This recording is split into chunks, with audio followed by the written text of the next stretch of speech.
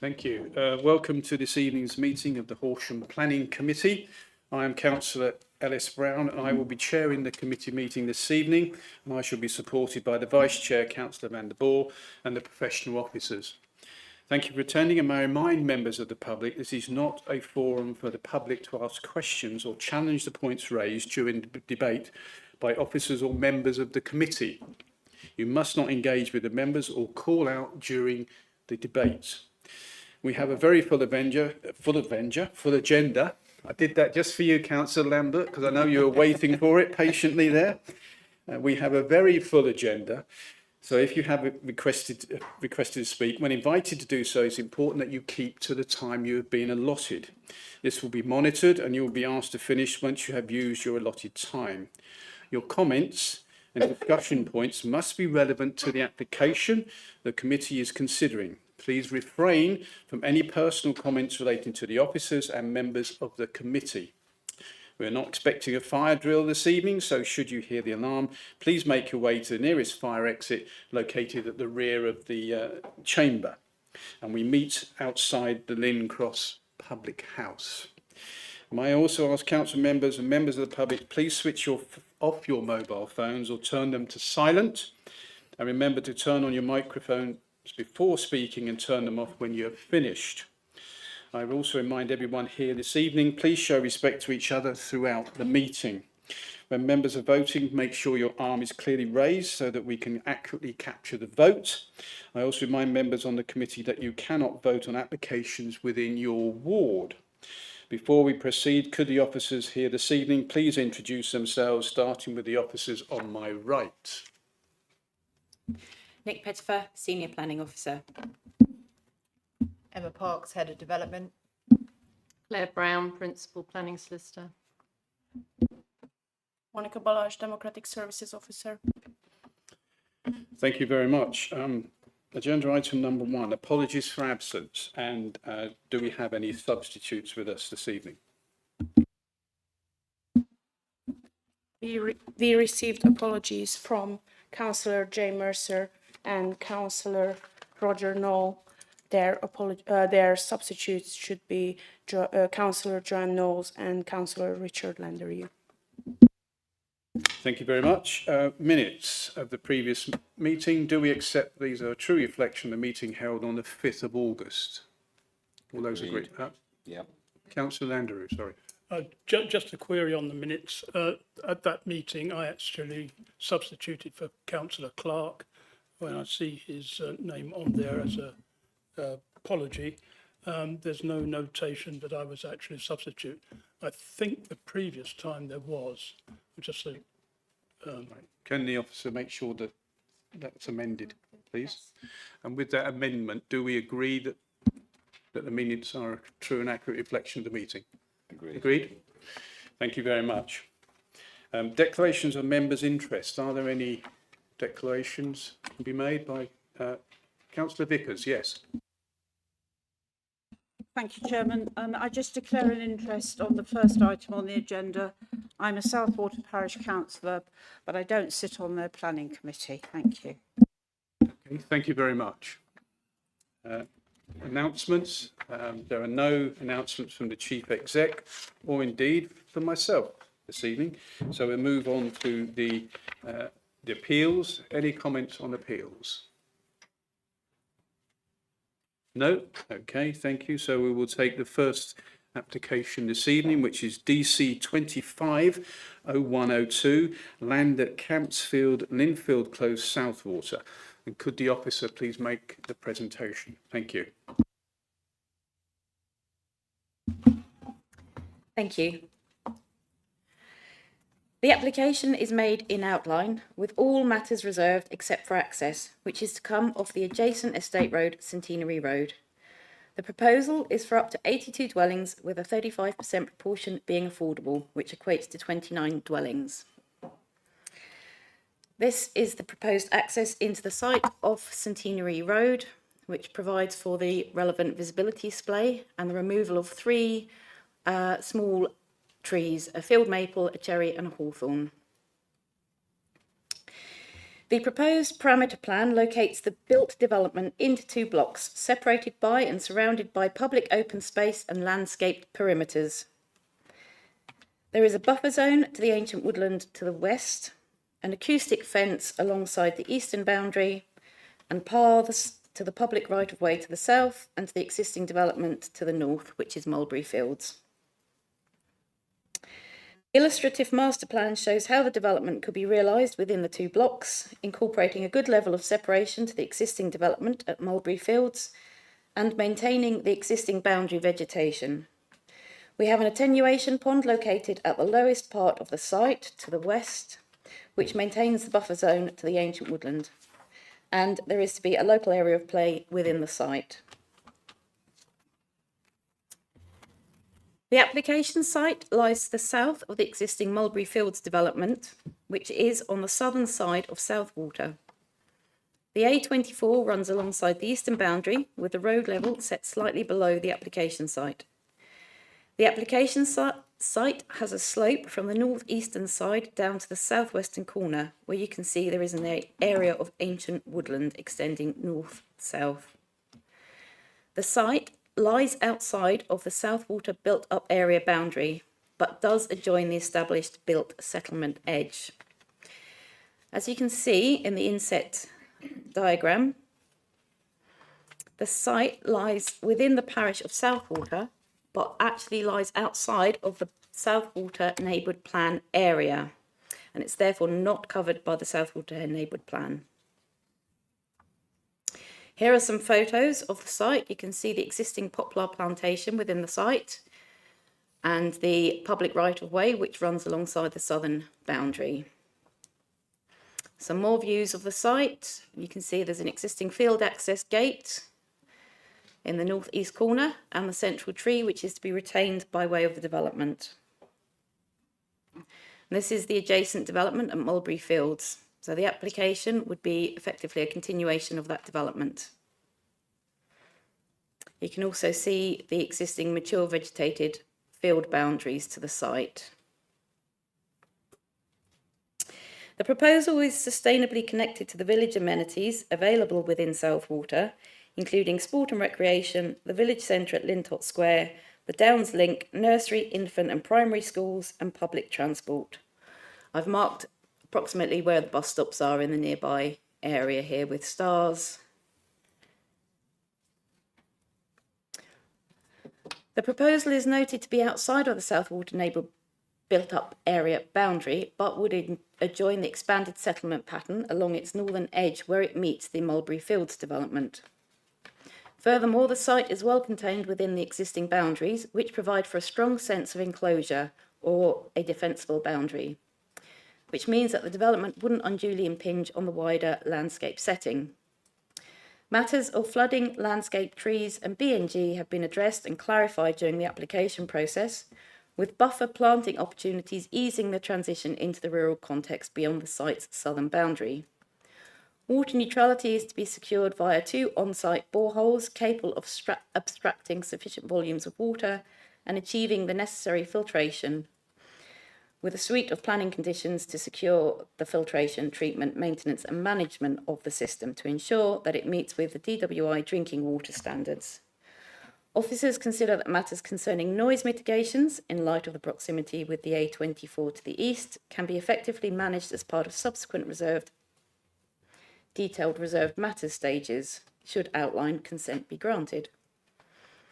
Planning considerations therefore take account of the district's 1-year housing land supply position, which therefore engages the tilted balance under paragraph 11D of the NPPF. As the site is not covered by the Southwater Neighbourhood Plan, paragraph 14 of the NPPF would not apply. And the site is considered to be sustainably located in the context of Southwater and its facilities, with walking, cycling and public transport links available to prospective occupants. Officers therefore consider that the site offers a viable development opportunity, contributing 82 dwellings to the district's housing supply position, and would not raise any adverse impacts to matters such as flooding, landscape ecology, biodiversity, heritage or neighbouring amenities. And the application is therefore recommended for permission subject to the conditions. Thank you. Thank you very much. I'd like to invite the first of the public speakers, and that is Nick Billington. And you have 3 minutes, and I will ensure that you are within the 3 minutes. Thank you very much.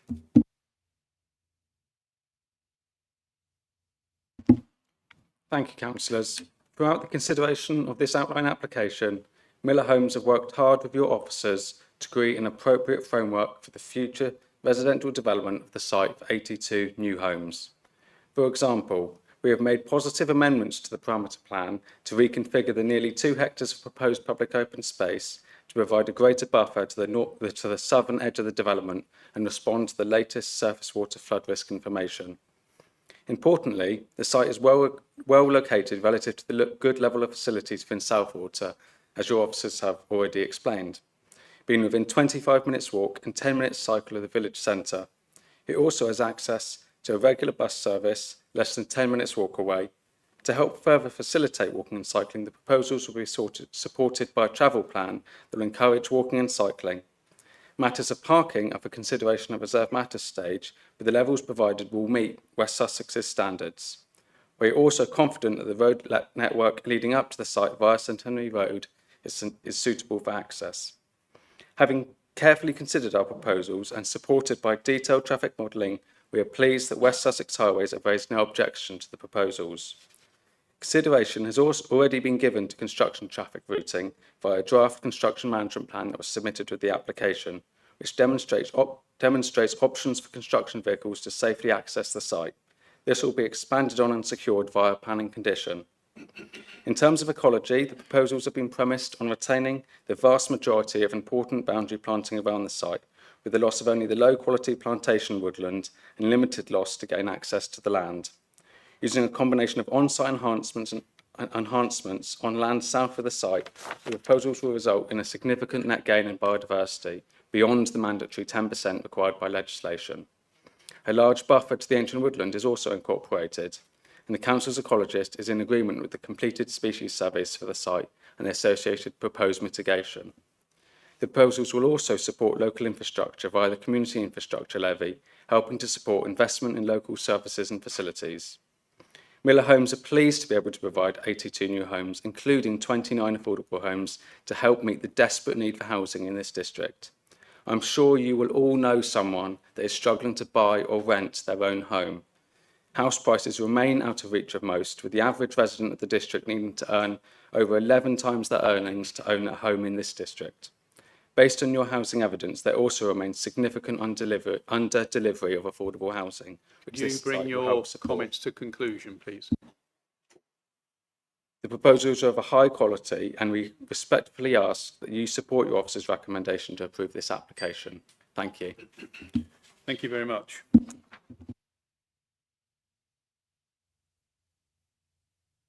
Okay, Southwater Parish Council, and that is Jeff Villis, and you have 5 minutes. Thank you.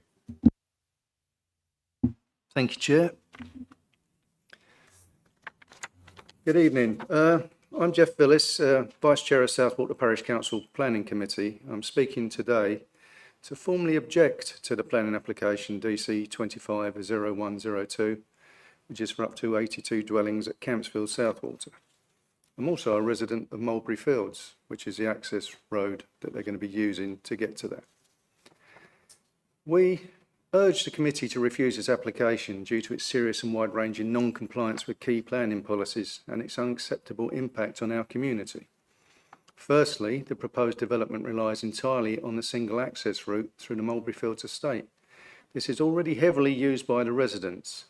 This route is narrow, includes tight bends, on-street parking, and restricts carriageway width. Pedestrian crossings increase safety risk, and it's not suitable for construction traffic, nor for the long-term increase in vehicle movements, which we estimate are over 150 additional vehicle movements daily.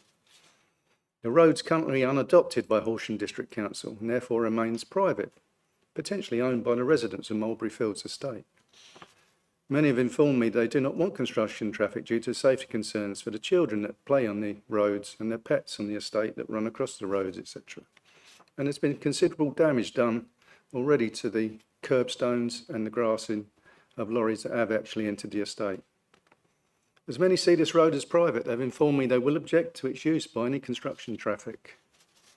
This is a clear breach of HDPF Policy 40 and SMP 4, which require safe and sustainable transport solutions. The lack of a secondary access route is critical flaw, especially for emergency services. Secondly, the transport assessment fails to take into account the cumulative impact of other committed developments in Southwater. This includes Sony Logistics Centre, which will generate significant HGV and staff traffic. 800 dwellings approved at Horsham Golf and Fitness. This will add considerable pressure to the same road network, and 96 dwellings approved at Rascals Farm, Shipley Road, which will add further pressure on the road network. These aren't hypothetical future pressures, they are real approved developments. The combined traffic burden on Pollard's Hill, Hot Post Roundabout and the A24 will be severe and unsustainable. This directly contravenes MPPF paragraph 111, HDPF policy 40 and SMP 4.1. Thirdly, the construction traffic through a residential estate will cause noise, dust and safety risks, as we say, for cyclists, pedestrians and other drivers. A long-term increase in traffic would degrade the quality of life for existing residents. This is contrary to HDPF Policy 33 and SMP 16. They require developments to respect local character and amenity. Fourthly, proposal involves the removal of a considerable number of mature trees and established vegetation which support local biodiversity and contribute to the ecological balance of the area. There's over 200 trees in that section of land that they're going to remove. This direct conflict with HDPF Policy 25 and SMP 18, which prioritises the protection of green infrastructure and tree cover. The ancient woodland that abuts the proposed development has many species of bats, all of which will be disturbed by construction on this woodland. The water neutrality statement using boreholes in the same aquifer that's proposed for Horsham Golf and Fitness's 800 houses will not satisfy the actual water requirements, as there's no way of monitoring its usage or its effect. A statement from Natural England says, Natural England believes the ongoing abstraction is having a detrimental impact on a number of designated sites. This includes Amberley Wild Brooks, SSSI, Pulborough Brooks, SSSI, and these form part of the Arun Valley SPA, Arun Valley SAC, and Arun Valley Ramsar site, together the habitat sites. This combined with the hottest summer on record on water sources across the whole country. How can we allow more and more speculative development like this to damage our countryside? Finally, this application fails to demonstrate how the increased demand for education and healthcare services will be met. SMP 3 identifies the need for expanded school capacity, yet no provision is made. Southwater's infrastructure is already stretched, and with the Horsham Golf and Fitness and Rascals Farm developments already approved, its further development would worsen the situation. This application is fundamentally misaligned with both Horsham District Planning Framework and the Southwater Neighbourhood Plan, which I know you says do not cover this, but it will do one day. It presents unacceptable risks to highway safety, harms residential amenity, damages the environment, and lacks Could the you infrastructure. bring your comments to a conclusion, please? We Thank urge you. the committee to refuse this application. However, its approval is considered it must be strict conditions to mitigate these serious concerns. Thank you, Chair. Thank you very much.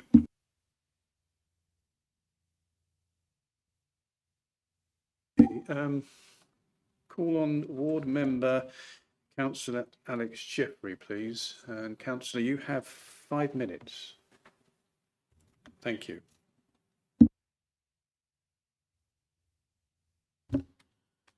This proposal would result in yet another violation of the built-up area boundary of Southwater, as has been the case in recently granted planning applications in the north of the village, along with outline permission granted for an additional 73 homes last year on land adjacent to this proposed site. There are many aspects of this proposal that deeply concern me, not only the impact of rampant unsustainable development, but in the detail provided as part of this application. This proposal would result in a clear breach of the Southwater Neighbourhood Plan, a current, sound and up-to-date neighbourhood plan. Whilst I recognise that without a local plan in place to restore the council's 5-year land supply, this leads to a presumption in favour of sustainable development. However, this should not result in an up-to-date neighbourhood plan being disregarded, particularly when you give credence to the fact that within the council's own draft local plan, it's clearly stated that, given the quantum of development planned for Southwater, the council considers it would be inappropriate to allocate further sites for development in the settlement. As such, it is not recommended to allocate this site. There is no doubt that the strategic site allocated within the draft local plan will come back to the table. Along with approval last year for the development of 73 homes on land adjacent to this site off Rascals Close, this would result in an unprecedented volume of new permissions, which by the council's own admission in the draft local plan would be considered inappropriate. It should be highlighted that HDC's housing team cannot fully support the application, with the proposal underwhelming in delivering on local housing needs. With 325 households in Southwater and Christ Hospital on the housing list, this proposal does not address local demand, with the affordable housing offering as presented, with 143 households in the area in need of a 3-bedroom house and a further 42 households in need of a 4-bed or larger. This development over-provides on 1-bed accommodation, but under-provides for those families that require larger family homes, of whom remain on the waiting list 3 times longer than average. I also harbour concerns relating to the proximity of the development to the A24, with the noise assessment throwing up concerns, and I quote, "In order to achieve compliant noise levels, it is likely that windows would need to be kept closed, requiring a ventilation system and leading to risks of overheating, neither of which have been considered." With our current 1-year land supply, there is a presumption in favour of development. However, the tilted balance only applies when development is considered to be sustainable. I question how it can be argued that this demonstrates sustainable development when the noise assessment is clear that acceptable noise levels would exceed both daytime and nighttime noise criteria, with average noise levels of 55 to 60 decibels, along with the likelihood of nighttime noise events exceeding 45 decibels, being over 10 events per night. How can any proposal possibly be taken seriously when windows would have to be kept shut to ensure compliance with acceptable noise levels? This is yet further evidence that the proposal as it's being presented is unacceptable, unworkable and frankly absurd. Moving on to the provision of school places, I'm disgusted that West Sussex County Council have the nerve to submit no objection to these proposals based on the availability of mainstream school places. West Sussex County Council are in dereliction of their duty to ensure that education provision can be accessed. It is well known that predominantly Southwater boys from the south of the village, where this proposed development would sit, have struggled to obtain secondary school places in Horsham schools. With the recent decision by the Planning Inspectorate to overturn the Council's decision on the refusal of Horsham Golf and Fitness Village application for 800 homes, Southwater will be queue-jumped for secondary school provision in Horsham schools by that new development, heaping further pressure onto existing families, never mind with the added pressure of additional development, without a clear plan on how increased demand is going to be addressed. Despite knowing full well that plans for Malay to go co-educational is no silver bullet to the brewing crisis for places that is creeping up on them. It is the families that will suffer, with West Sussex County Council continuing to bury their heads in the sand, refusing to acknowledge reality. In summary, whilst I'm supportive of housing that addresses local needs, this proposal does not address that local need. Southwater has taken more than its fair share of development, with more in the pipeline but without the required infrastructure. In the case of this proposal, I do not believe that this proposal is suitable due to the reasons I've already expanded on. While I fully appreciate the Council's lack of a 5-year land supply, if we continue the course we are currently pursuing, we must ask ourselves, when is enough enough? There is a limit to what Southwater can take. I believe this proposal crosses that limit. I therefore ask the committee to refuse this application on the grounds of unacceptable noise impacts on future occupiers. I would argue that due to this proposal is not sustainable and therefore the tilted balance should not apply. I would also argue that the proposal does not conform with the Southwater Neighbourhood Plan, and this is another valid ground for refusal to refuse this application. Thank you. Thank you very much.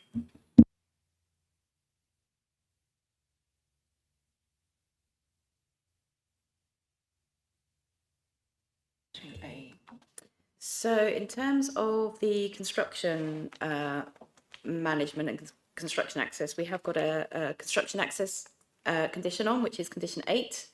So that would secure details to come forward prior to any development on site. And that's conditions such as that would be consulted on with the environmental health team and West Sussex County Council to ensure that details meet noise, dust, highway safety and access criteria. In terms of the noise issues, it was raised by environmental health. However, application is made in outline, and those details in terms of the layout and the specific arrangement of those dwellings along the eastern side would be forthcoming as part of the reserve matters stages. And noise details can be secured as part of subsequent applications. So it's not something that will be covered as part of an outline application at this stage. Just referring to the housing mix, in terms of the under and oversupply, at the moment, although it's an outline application, so the housing mix and exact number of dwellings could be revised. We have a proposal that would provide one bed dwelling over within the affordable rented sector, one extra 3-bed dwelling within the affordable rented sector, 2-bed dwellings under the SHMA requirements in the 2 beds. That's affordable rented. Shared ownership, we have 2 1-bed dwellings under the expectation, 3 2-bed dwellings over. And in terms of open market, we have 1 3-bed dwelling over, 4 2-bed dwellings under the SHMA expectation, which is the strategic housing market assessment, and then 3 1-bed dwellings over. So it's some oversupply in terms of 3-bed dwellings and some undersupply in terms of 1-bed dwellings as well. So, but in terms of the overall housing mix, our housing officers are satisfied with those details. What else have we got? School places and education and healthcare contributions will be derived from SIL payments towards those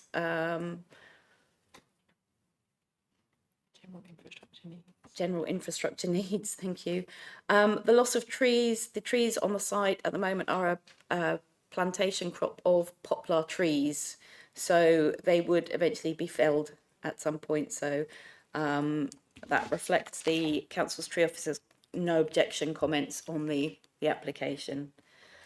So I think I'll leave it there. And Just quickly on in terms of the transport modelling, I've just been having a look at the transport statement, and it's modelled on the basis of up to 2029 plus proposed development plus committed development. So it has taken into account committed development and up to a vehicle movement in 2029. So that is set out within the transport assessment, which is on the planning portal. Thank you.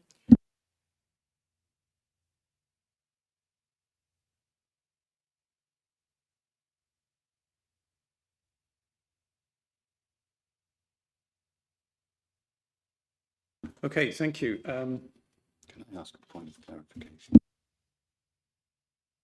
Can I just confirm, you mentioned that as this is not a full application but an outline, the matters to do with noise. Oh, sorry, I don't know what's going on.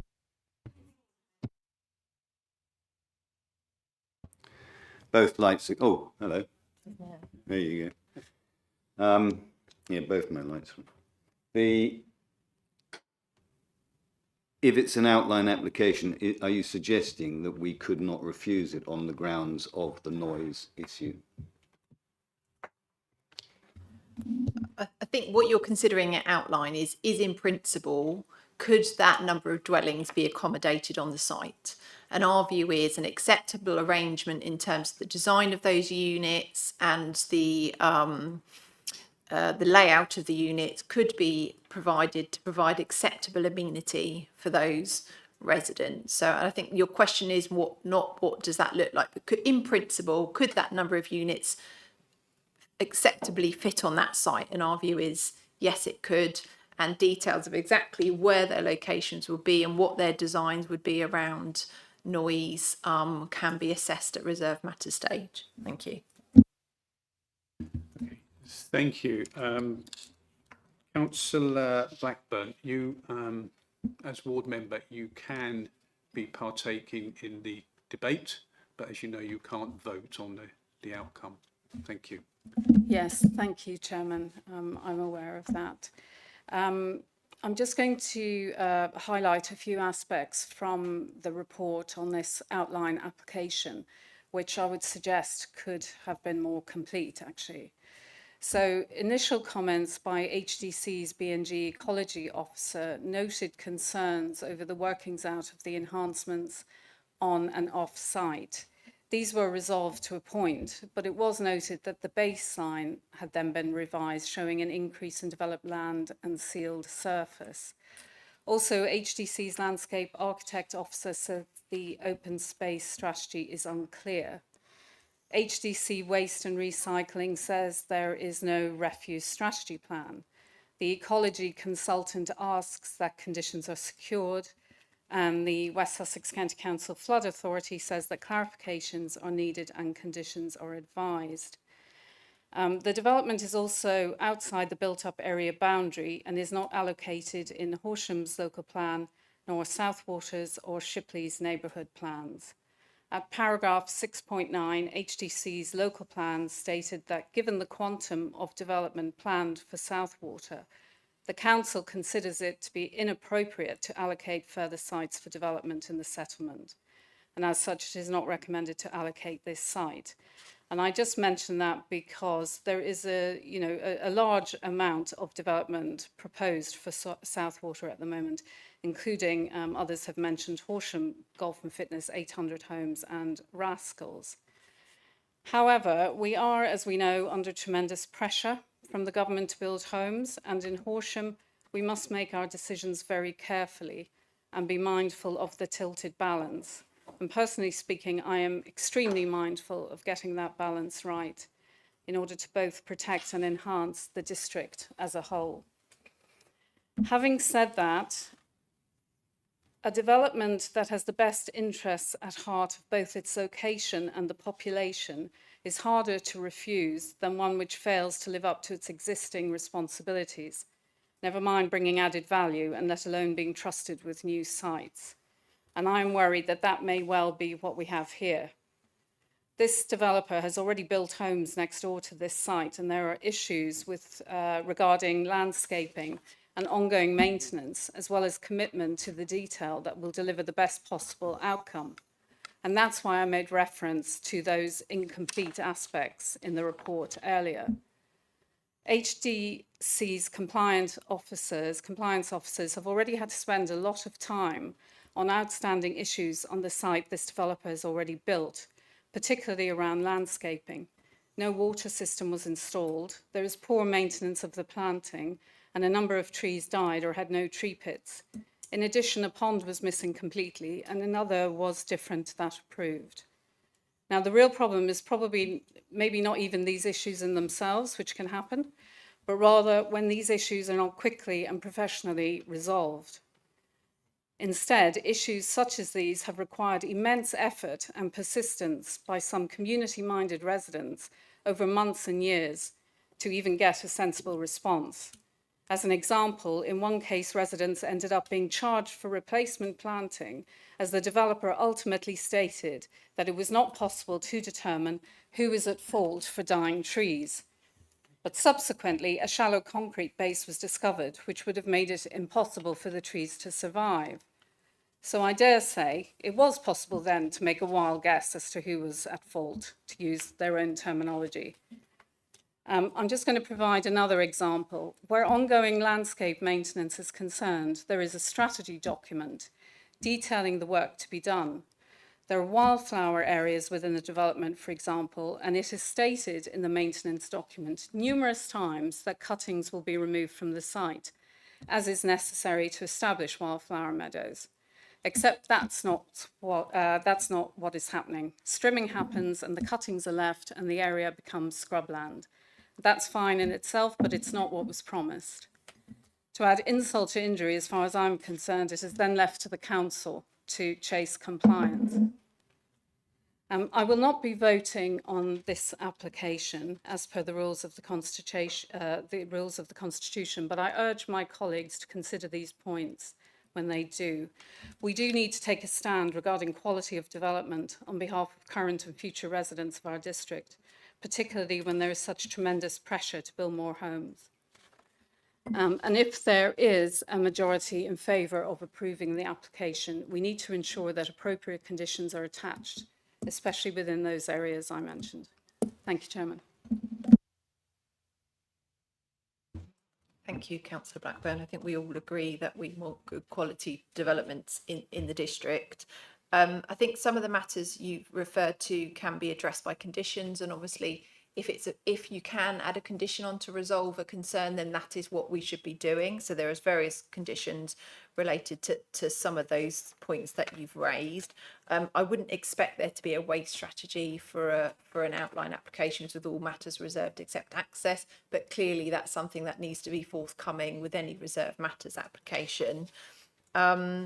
Obviously, you rightly pointed out, Councillor Blackburn, that the position we're in with our lack of housing land supply, and the fact that this site isn't actually within the Southwater Neighbourhood Plan area, so the tilted balance applies, and there is a presumption in favour of development. In terms of conditions, and particularly Councillor Blackburn, you raised those points around landscaping.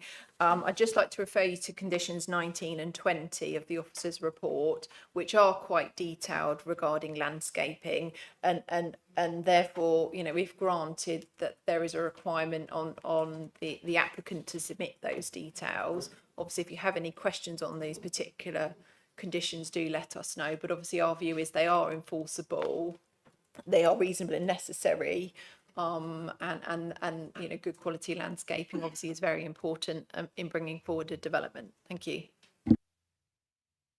Thank you very much. Councillor Vickers, are you? Thank you, Chairman. Whilst this is not in my ward, it is in Southwater, and I represent the other part of Southwater. I'm sorry if I missed this, but the head of development, did you confirm that highways have taken account of the cumulative impact of the housing approvals still to be built in Southwater? Paragraph 3.12, page 129 says highways have no highway safety concerns. As you've already heard, 800 homes have been approved at the Horsham Golf and Fitness. Shipley Road and Woodfords is another 200 already approved. And there are still 300 homes to be built by Barclays in the centre of the village that haven't yet been built. And the Sony site for logistics with large lorries and staff vehicles into the village centre. Have West Sussex actually done a site visit or another desktop exercise? So I'd like clarification that they have taken account of all those permissions that have already been granted and the impact on the highway network. I'd like to then come on to the environmental health comment about noise from the A24. There's a 2-metre acoustic fence being provided, but even with that acoustic fence, they're suggesting that depending on where these houses are built and how they're orientated, it's probable that they'll need to keep windows closed on the first floor and a suitable ventilation system will need to be put in place. I cannot imagine anybody wanting to live in those conditions. On water neutrality, I'm not convinced the proposed water neutrality strategy is sound. I think I'm right in assuming that the boreholes use the same aquifer as the 800 at the Horsham Golf and Fitness site. I hope that can be clarified.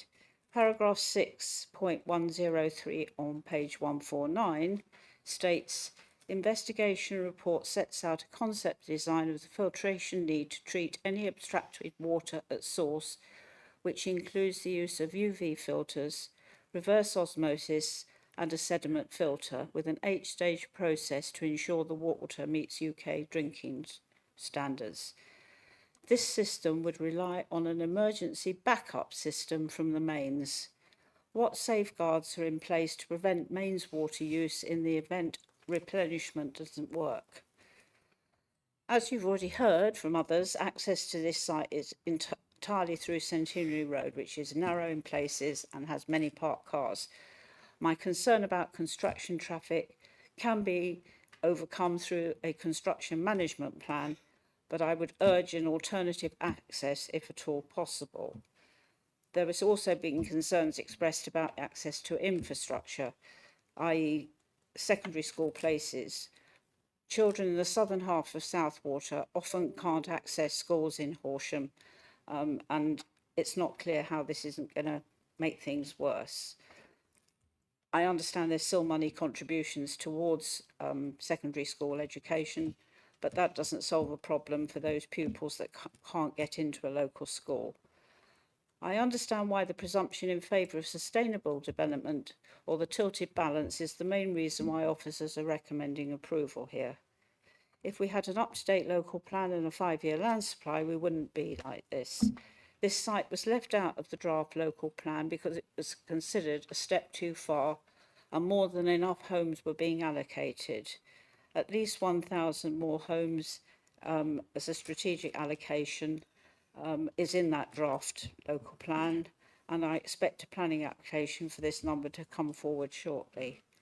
We're in an invidious position where sensible and reasonable sites should be built on, not speculative ones like this. I'll wait to hear what other members have to say and would then like to come back with a proposal, please, Chairman, if that's possible. Thank you. That is indeed possible, but I'll let the officers respond to your questions. Thank you. Thank you, Councillor Vickers. We'll do a bit of a dual act here. I think, as you said, we've discussed construction traffic and Condition 8 will mitigate that as far as possible. We have to recognise with any development there is always an element of disruption, but that's not a reason to refuse planning permission. In terms of education provision, West Sussex County Council Education have been consulted, and their responses at paragraph 3.15, they raise no objections. You might be aware they removed their objection to Horsham Golf and Fitness because Malay have just gone co-ed. So in their view, that would allay those concerns regarding the provision of secondary education. In terms of noise, it may be the case that mechanical ventilation is necessary or required. Obviously, until we know the detailed layout and exactly where they're going to be, we can't say for sure.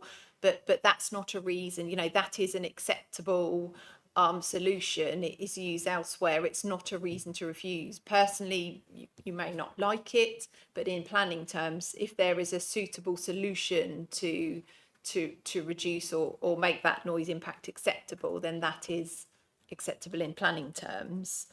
In terms of highways, I don't think county highways are specifically commented on in terms of the cumulative impact.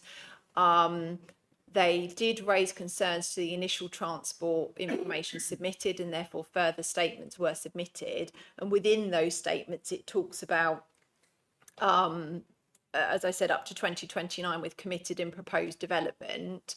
As far as I can see, it doesn't list what those are, but it does, you know, it's a methodology which has been agreed by West Sussex County Highways.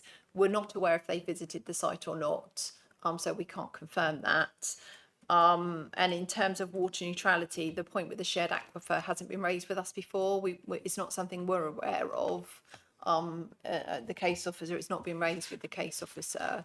Obviously, it as far as we're concerned, the borehole was acceptable.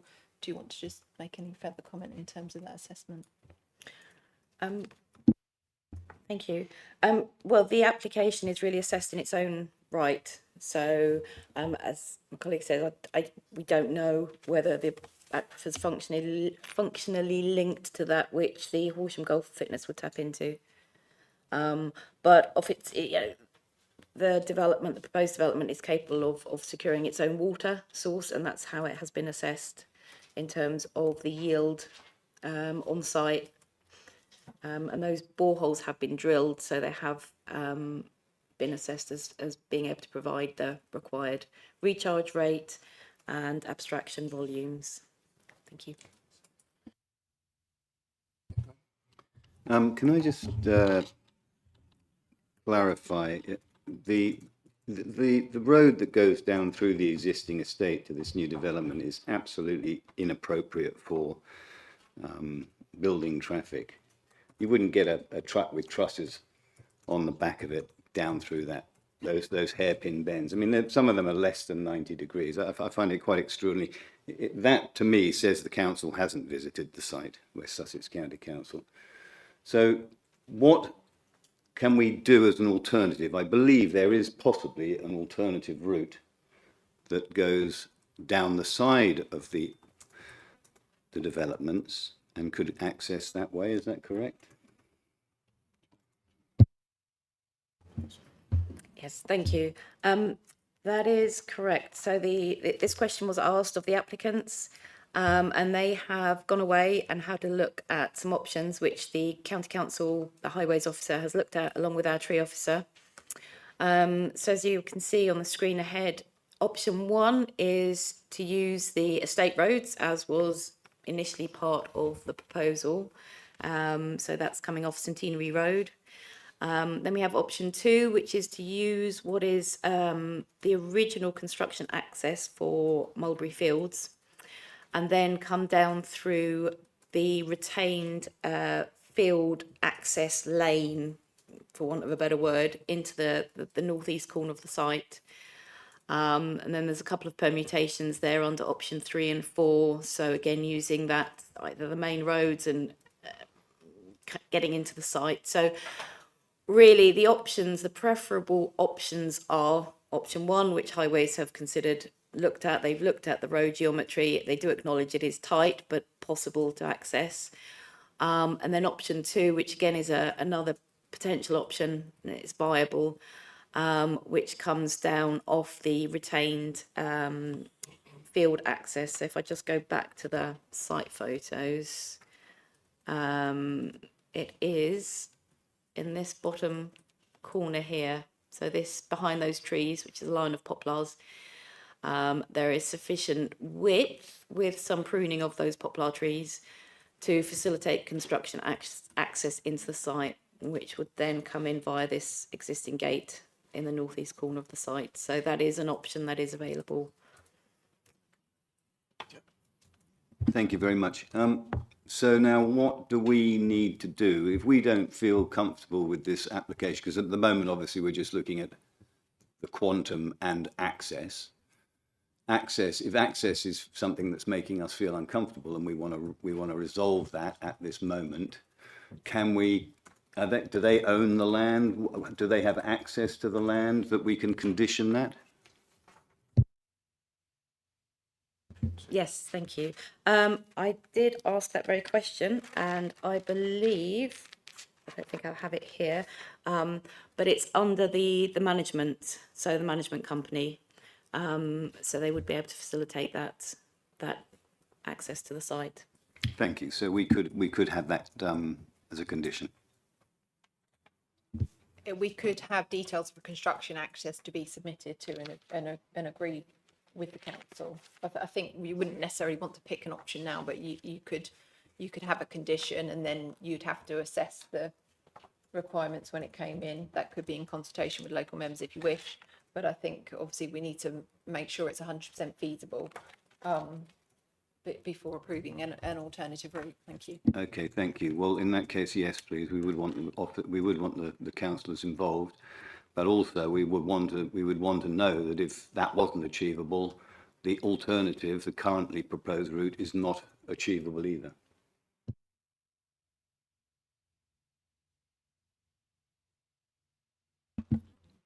Yeah, I think the difficulty is county council highways have said it is achievable, and whilst there may be an opinion that it's not, that's not backed up by evidence. That's the difficulty. I think there is a preference for an alternative access. It looks like it can be facilitated, so I think it's reasonable to add a condition on. But if there is some reason that we're not aware of whereby it's not feasible, I think it would be difficult for members to refuse it on the basis of the access when we have no evidence to say that it's not acceptable. Thank you. Thank you. Councillor Vickers, and then I'll come to you, Councillor Croker. Chairman, I'm perfectly happy to let other members speak and come back a bit later, but I wanted to come back on some of the things that the Head of Development has said, but I'm happy to let others speak first. Okay. Councillor Croker. Thank you. Thank you, Chair. When I had a good look at this, I must admit, a Beatles song came to mind. That is Long and Winding Road.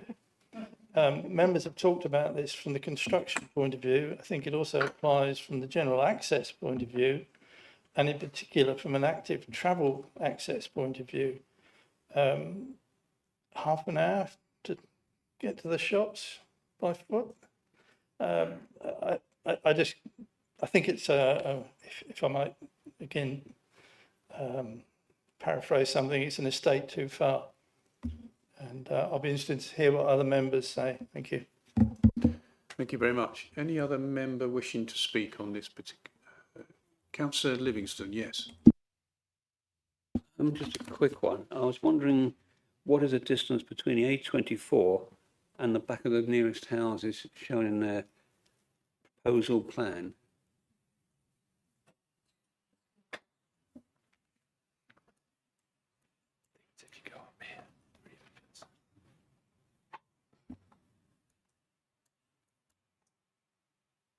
Now let me just scale this off the plan here. It's about a 20-metre buffer between the yellow hatched area and the red line. And then you've got a small highway landscape buffer, which is sort of vegetated at the moment before you actually get to the roadway on the A24. So we're saying that there's 20-metre gap between the A24, at least 20-metre gap, and the nearest first floor windows. Yeah. It would likely be slightly more than that because the layout would, I'll just go back to that. Around the edge, yeah. As you can see, it's got the roadway and parking areas then increase that separation. So I would probably suggest it's at least double that, so 40 metres. The other point I would like to raise about this is that a lot of these developments put the affordable houses, affordable rent and affordable purchase, close to the worst conditions. I would expect this developer to follow on as the others have, which is not really a desirable for our community really. At this stage, we don't know where those properties would be or what their layout or final form would take. It's an indicative layout to show how that development quantum could be accommodated on those parcels. So we don't have those details now. Okay, thank you. I'll come to you in a moment, Joanne. Sorry, Councillor Knowles, but do you want to come in? Okay, Councillor Knowles. Thank you, Chair. One of the speakers raised that the current access road is a private road, it's unadopted. Can we hear a bit more about the implications of that, please? It's not a planning matter, Councillor Knowles. If it's a private road, they would have to seek the ownership, the permission of the road owners. It falls outside of planning, the ownership of a road. Thank you. Okay, thank you. Councillor Trott, yes. Sorry, this is just for clarification. Can I just clarify what the situation is on water neutrality? There seems to be quite a few people saying this does not prove this does not prove that. So are we saying this has got approval with water neutrality? It says the Sussex North Water Certification Scheme says it's not. It doesn't meet the criteria. What is the reality on that, please? Sorry, so what are you referring to when you say the criteria? Sorry. Does this development meet water neutrality criteria? That's what I'm after, because it's a little bit contradictory in the documents we got. It does. It's got on-site boreholes to facilitate all the water demands for the prospective development quantum. So it's capable of abstracting the required volume of water. Thank you. Any other members wishing? Councillor Clark, and then I'll come to you shortly, Councillor. Thank you, Chairman. Can officers clarify comment 3.11 from Southern Water? Because it's not absolutely clear to me about the, they say no surface water flows can be accommodated within the existing sewage system. So the question is, do they or do they not have access to the sewage system? So that's my first question. Thank you, Councillor. The development would make separate provision for the surface water drainage flowing off the hard surfaces that would go into the attenuation pond, but the foul generated from the development would be accommodated within the sewage system that can be accommodated within Southern Water's remit. So it would go to the South Water Treatment Plant, which already has plenty of CSOs already, then is what you're saying? According to Southern Water, they have capacity to deal with foul water. I think we had a conversation the last time. Where exactly are the boreholes situated? I think you said they were up in the top right-hand corner or something. Are you satisfied in these plans that all the requisite clearances in terms of distances from housing and sewers and all the rest of it have been accommodated, or is that a detailed plan rather than an outline plan? So the boreholes on site at the moment are, if I just find the cursor, are in this sort of band open space at the top here. So my cursor's not really playing ball. They've been drilled in this kind of area up here. So there is in principle sufficient space for the layout to come forward with the relevant treatment plant and associated infrastructure around those boreholes.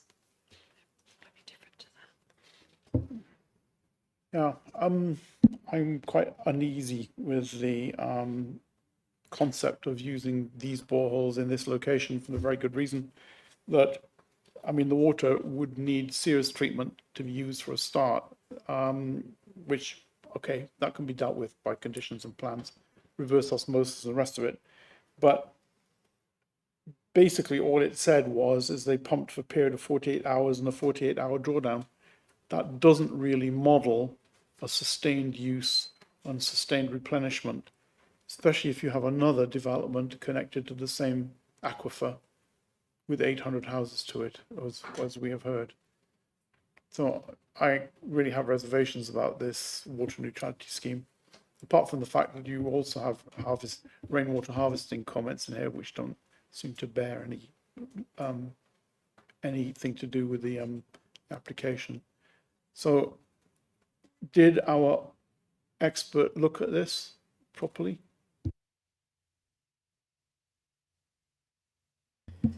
So the environmental health colleagues have usually got concern about boreholes. However, we have in the past been able to satisfy those concerns with treatments for treatment systems and conditions to ensure that the relevant details get submitted to us. Ultimately, those boreholes need to satisfy the drinking water inspectorate's levels and standards. And unless the applicant can prove that the water drawn from those boreholes meet with those criteria and those standards, it wouldn't pass the relevant planning conditions, so we wouldn't be able to discharge the planning conditions on those. In terms of the drawdown, I've got a little bit of information. It's kind of a little bit technical here. About the recovery rate is within 90% of the resting water level. So it appears that the recharge rate is achievable, acceptable, for want of a sort of grasping at the correct terminology. One final point, Chairman. I do note 6.134. It's a bit misleading because the FAD doesn't apply in this case, because basically this is a pimple on the backside of something that was unpleasant that was part of the BUAB. So I don't understand the references to the FAD having any sway in this discussion.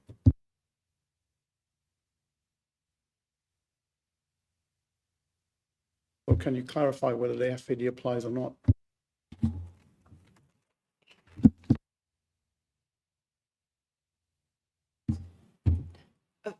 The FAD is a document to try and guide sustainable development, but my understanding is it doesn't directly adjoin the built-up area boundary here, which is a criteria in the FAD, but ultimately in reality it does, because that boundary has been extended. It's within the built form, so whilst it's not formally been made a built-up area boundary, I think it would be a very difficult argument to sustain to say that it's, you know, because it does adjoin a built-up area, it's just not a formal built-up area boundary. And when we're in a position where our housing policies are out of date, I think it's very difficult to sustain an argument around those terms. But you're correct, technically, it's not the formal built-up area boundary, and that is one of the criteria within the FAD document.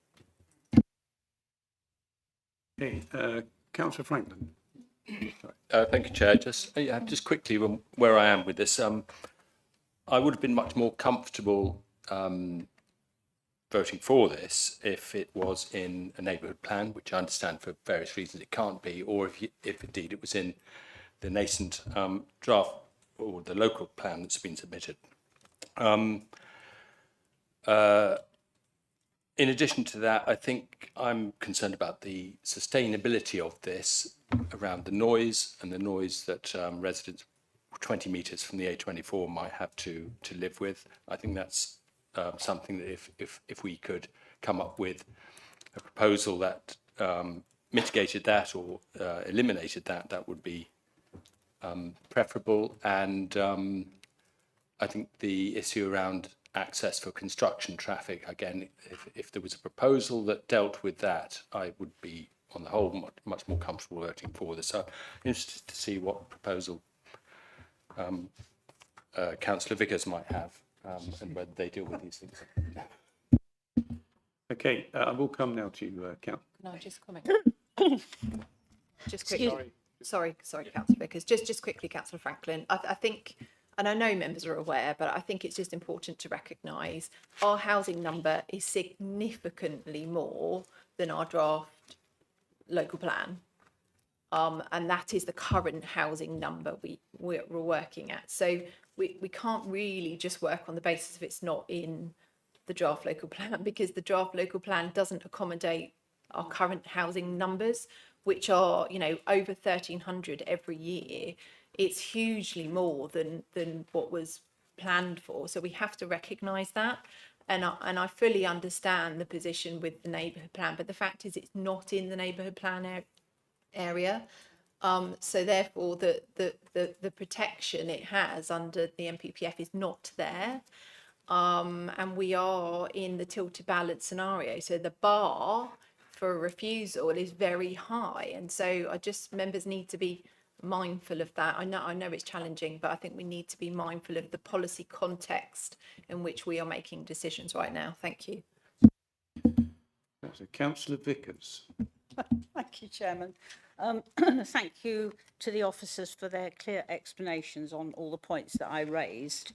My main concern remains the cumulative impact of all the housing that's already approved, and whether highways have actually taken that into account. I also have serious concerns about the construction access, and I think that needs to be looked at further.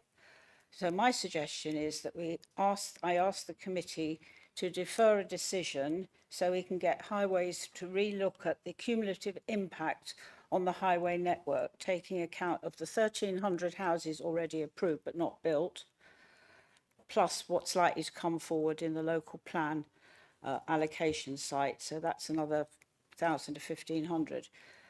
This, in my opinion, could be a step too far, but I understand totally what the officers are saying about the tilted balance, the lack of 5-year land supply, and the fact that our housing number has gone through the roof. But I cannot vote for this until I have confidence in highways having done the cumulative impact correctly. So I'm asking for deferral to get that clarified and bring it back to the next committee, please. Thank you.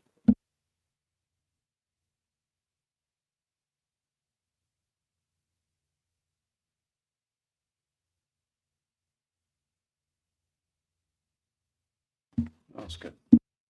Claire, excuse me, Councillor Vickers. I think this would also be an opportunity to establish whether or not that access option 2 is achievable.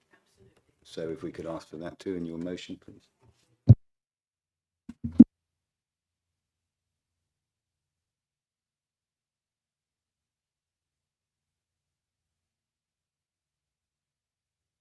Just one other point, that there was some concern around water neutrality.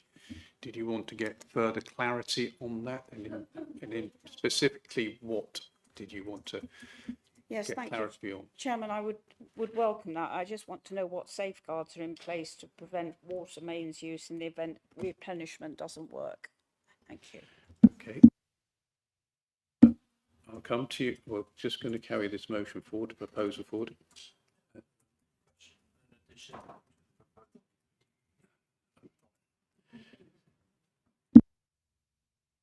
I just wanted to suggest or explore whether or not we could also look at improvements in noise abatement if we're looking at other things anyway. For me, the goal to achieve would be that you don't have to have your windows closed. Thank you, Councillor. I think we have to recognise that there might be a number of concerns, but you have to think about, is that a reason to refuse? Can that be managed by conditions? Would it be managed by a reserve matters application? Now, clearly members have raised concerns in terms of the cumulative highway impact. Whilst there is some information within the transport statement, we don't have all of the information that you've sought today. So I think that's a reasonable reason to defer. In terms of the construction access, obviously there is a fair bit of work on that, and that could be conditioned, but if that's something members want more certainty over, again, it's perhaps a reason to defer. In terms of the borehole, my understanding of Councillor Clark's concern and what you raised, Councillor Vickers, with the borehole was, is it the same aquifer? obviously about the recharge rate and what you would do, there are conditions that we've imposed on other boreholes applications that essentially address that in terms of it being for emergency use only. But I think we just, if you're to pursue that as a reason for deferral, we just want some real clarity as to what you're seeking. In terms of noise, it's Councillor Vickers' motion, but my view is that's not necessarily reasonable, because we have a level of information that I would expect to have as part of an outline application, and I would expect further information to come forward at reserve matter stage. So I don't think you're going to achieve anything more than what you've already got. And from an officer point of view, that's acceptable for this point in time where we are with the decision making. But obviously, if Councillor Vickers could perhaps clarify what her motion is, that would be helpful. Chairman, I'm happy to leave out the noise part of it, but I think it's important that we look at the cumulative impact of all the proposed development, plus that's already got approval. We need clarity on that, and if we can look at the access at the same time, that would be great. I also need some clarification on the safeguards for the water neutrality strategy. Councillor. Yeah, just on that, I mean, the sort of thing that we might ask them to do, it's most likely the same aquifer. It's the Tunbridge Wells Sands. It's about which way it dips. So if you're down dip of 800 homes, then you're not going to get so much water coming up at you as if you're up dip of 800 homes. So what we could ask them to do is give us an indication of the flow direction of the water in the aquifer. Okay, we do need is a very clear motion that so we know what we're voting on. Have you got that, or would you like some time? Right. Can I ask you then that you would work with the Vice Chair? You happy? Yep. Work with the Vice Chair on your motion. I'll take a 2-minute recess for you to do that. Thank you. And also, sorry, Councillor Blackburn as well.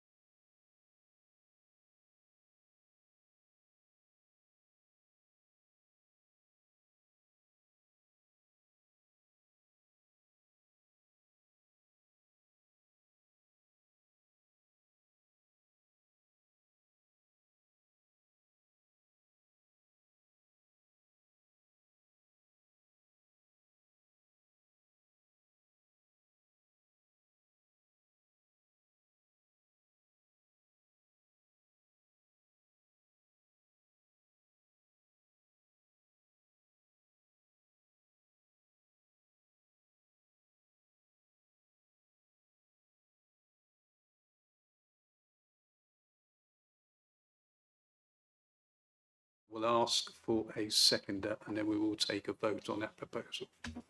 Thank you. Thank you, Chairman.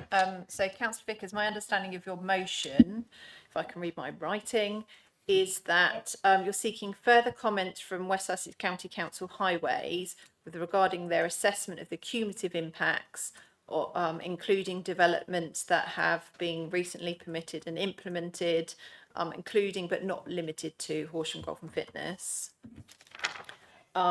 Evidence relating to the viability of option 2 for a construction access, and further information on water neutrality, particularly regarding the safeguards for the water neutrality strategy, the further details of the aquifer and what the flow direction is. Is that correct, Councillor Vickers? Okay. Do I have a seconder for that? Okay. All those in favour, please show.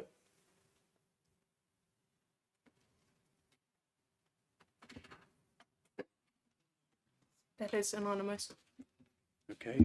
Therefore, the proposal has been carried and it has been deferred for that further information. Thank you. Do we feel like we need a break for 5 minutes, Chairman. 5 minutes break? Yeah, but please do.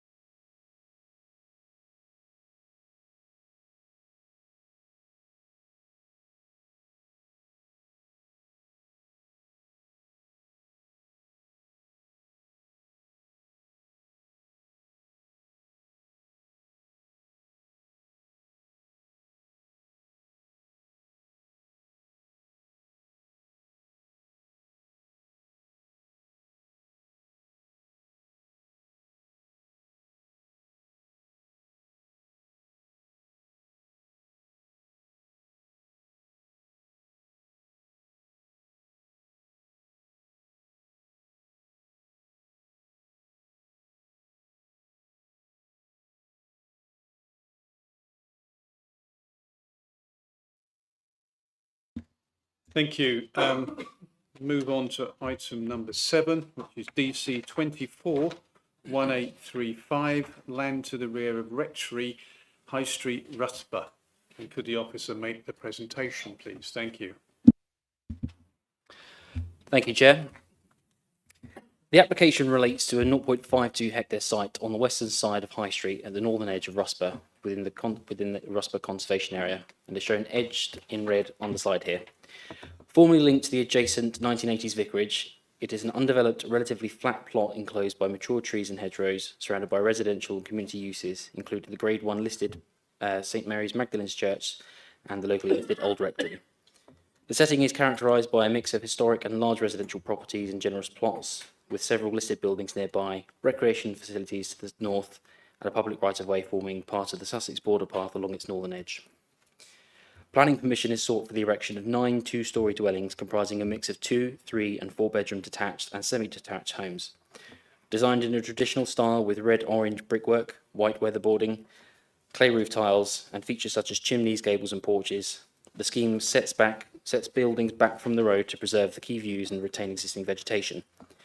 The northern section of the site is left undeveloped in order to protect veteran trees on the north and other high-quality trees, providing a visual and ecological buffer to the public right-of-way and recreational ground. All homes will have a private garden and access via a new internal road with turning space. Vehicle access will form from the High Street with parking for 16 allocated and 19 visitor spaces. The slide here illustrates 2 sections through the site along the north, south and east-west of the site, looking south at plots 7 to 9 and west at plots 1 to 7. The proposed development consists of 2-storey dwellings with smaller semi-detached homes in the northwest corner and larger 4-bedroom homes along the western and southern boundaries. It features 3 main housing types with individual variations in roof form, garage placement and fenestration among the larger homes to enhance visual diversity.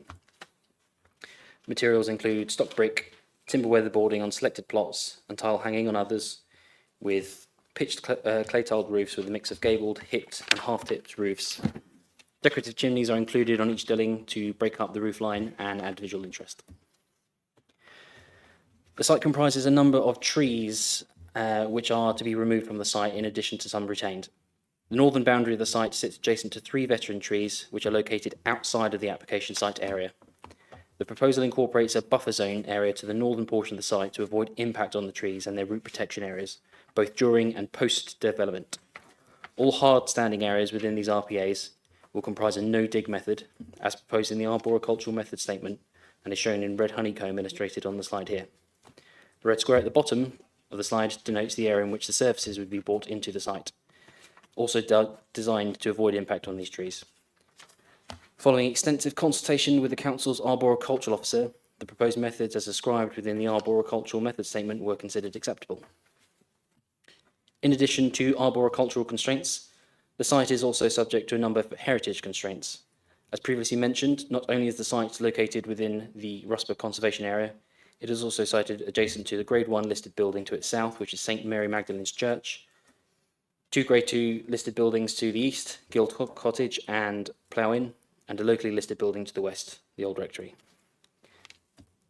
As per the officer's report, the layout and scale of the development is considered to have been sensitively designed with these constraints in mind, ensuring views to St Mary's Magdalene's Church from the north looking south are maintained, and that sufficient distance is maintained to other adjoining heritage assets surrounding the site. As per the Council's Conservation Officer's comments, the site is not considered to significantly contribute to the character of the conservation area and would result in a neutral impact on these asset settings. The slide here illustrates the site as it was during the officer's site visit earlier this year, showing views into the site from a public car park to the south, in addition to the views of the rectory and existing public right-of-way adjacent to the site entrance. And here, views of the site looking out internally. Officers recommend to the Planning Committee that the application is approved, subject to the attachment of the appropriately worded conditions, as per Section 7 of the Office Report. Thank you. Thank you very much. I'd like to invite the first of the speakers on this particular item, and that is Ben Spears, please. And you have 3 minutes. Thank you.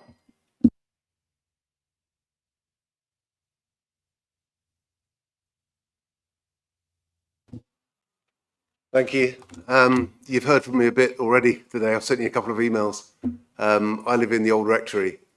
I just want to make a couple of points really about the area. I mean, you'll see my property just there, but of course this is right on the edge of the village. So it's got the church, two listed buildings opposite, and then just on the other side, Gill Manor. I just can't, and I've also sent you the two heritage consultant reports which I commissioned, both of which say that there's a risk of substantial harm. I know it's different to what the other guys said, but I've got two, you've only got one. And actually, I was here the other week listening to another debate when I was waiting to get on. And it was a plan for 86 houses next to or 100 and something meters away from a grade 2 listed church. And I think it was acknowledged by the planning officers that getting closer to the church would have been detrimental to the heritage aspects of that particular site. So I can't really understand how you can allow 3 houses to go opposite the church, 6 back gardens onto my old rectory. It just seems to me, from a edge of village perspective, it's a crazy place to build a load of houses next to those heritage assets. The other point that I made in one of my emails was about the parking. Just to the north of it, you'll see the sports ground, and every Saturday there are cars all over the road.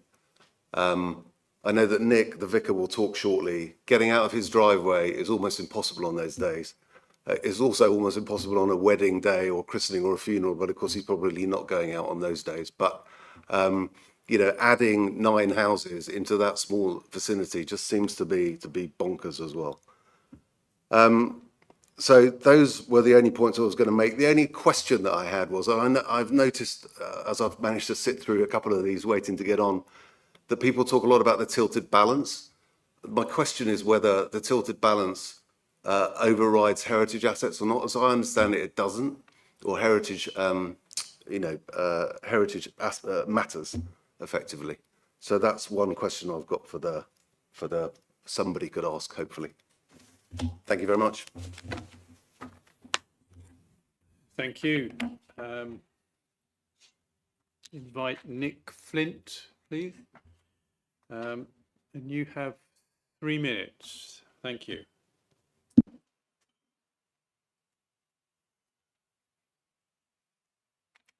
Thank you.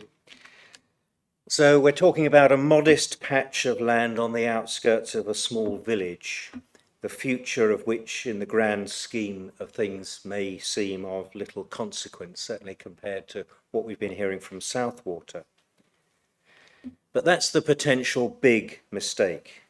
It's one field that is a microcosm, not just of our history and heritage, but of what is happening to our future. And I make no apology for putting this in an eternal context. That's my job. Even if you only believe in the seen world, everyone in this room knows that our resources are finite and that we are beginning to experience the warning signs of their running out. In the short span each of us spends on this planet, we leave our footprint.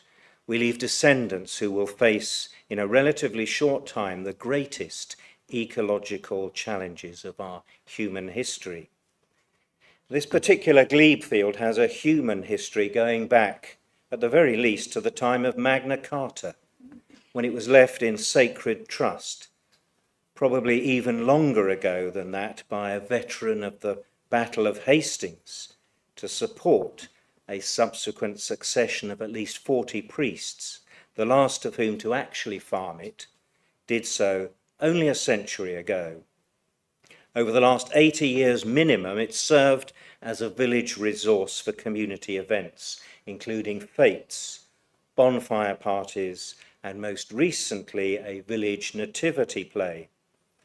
The Diocese of Chichester has since, only very recently showing any interest, declined the request to repeat this celebration of the birth of Jesus, but at least hasn't yet evicted the current shepherd and their sheep. Bounded by oaks that were saplings before the Industrial Revolution, the field is a habitat for, on the red list of conservation concern, house sparrows, and on the amber list, song thrushes, as well as little owls, pipistrelle bats, slowworms.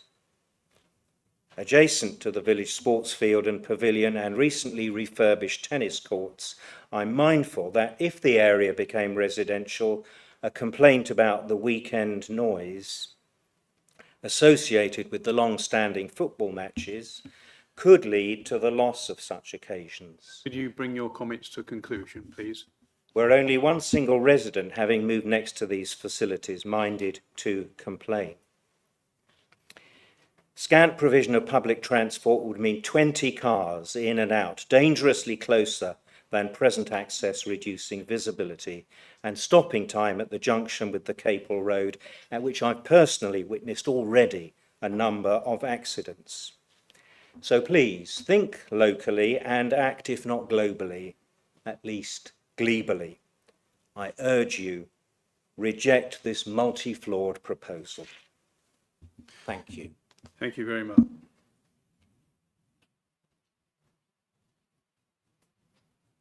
Samuel Bowman, please. And you have 3 minutes. Thank you.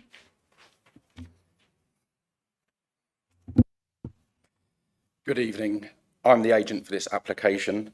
I'd just like to make a few observations on the scheme that you have before you and comment on some of the previous comments made. Firstly, this site was allocated for residential development in the now withdrawn local plan. It had gone through all the relevant consultations and was accepted as suitable and desirable for residential development. Secondly, both the Planning Department and Conservation have been actively involved in the design and layout of the proposed scheme.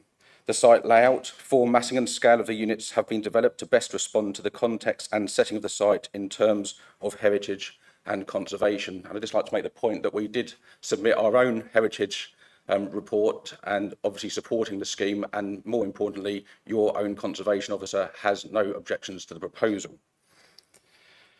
From the first pre-app, we have several times amended both the mix and layout to take into account the large listed church next to the site. In fact, it was at the request of the planners that we incorporate the larger units next to the church to help balance the visual impact. Again, conservation was involved and supported this layout.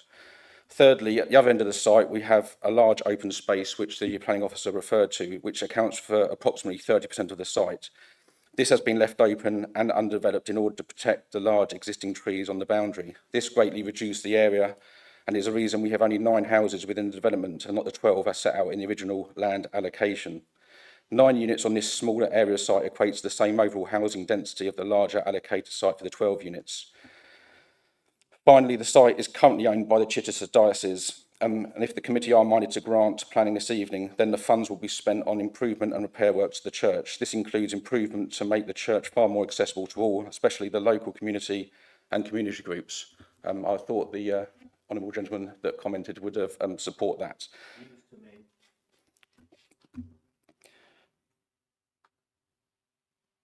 So in summary, the scheme has been balanced to develop the site in an efficient manner, while also protecting the character of the surrounding conservation area and the adjacent heritage assets. Again, I'd point out that the owner of the old rectory, that is not actually a listed building. He seems to be more concerned about his property, but I'd just like to emphasise that point. It is considered that the scheme offers an appropriate mix and density which retains views, trees and landscape features that all make a positive contribution to the character and distinctiveness of the village. Thank you. Thank you very much. Invite Councillor George Sallows, please. And you have 5 minutes. Thank you. I'm George Sallows, Chair of Planning for Russell Parish Council. Hopefully you've all read the response from Russell Parish Council, which highlights the key national planning policies that this application fails, along with your own HDPF policies and those of the adopted Rusper Neighbourhood Plan. The Rusper Neighbourhood Plan seems to have been ignored completely. This site was carefully considered as a submission to the plan, using the strict planning guidance provided by HDC and the government for such assessments. It was rejected as it failed the majority of the criteria. The neighbourhood plan decision was upheld by the planning inspector, who agreed that the neighbourhood plan could have its zero housing allocation, given that already agreed planning applications at that time would more than double the housing allocation within Rusper plan area. Since then, we have seen an additional 43 homes at Millfields and 9 along East Street granted permission, all extending the current built boundary of the village and all not part of any local plan.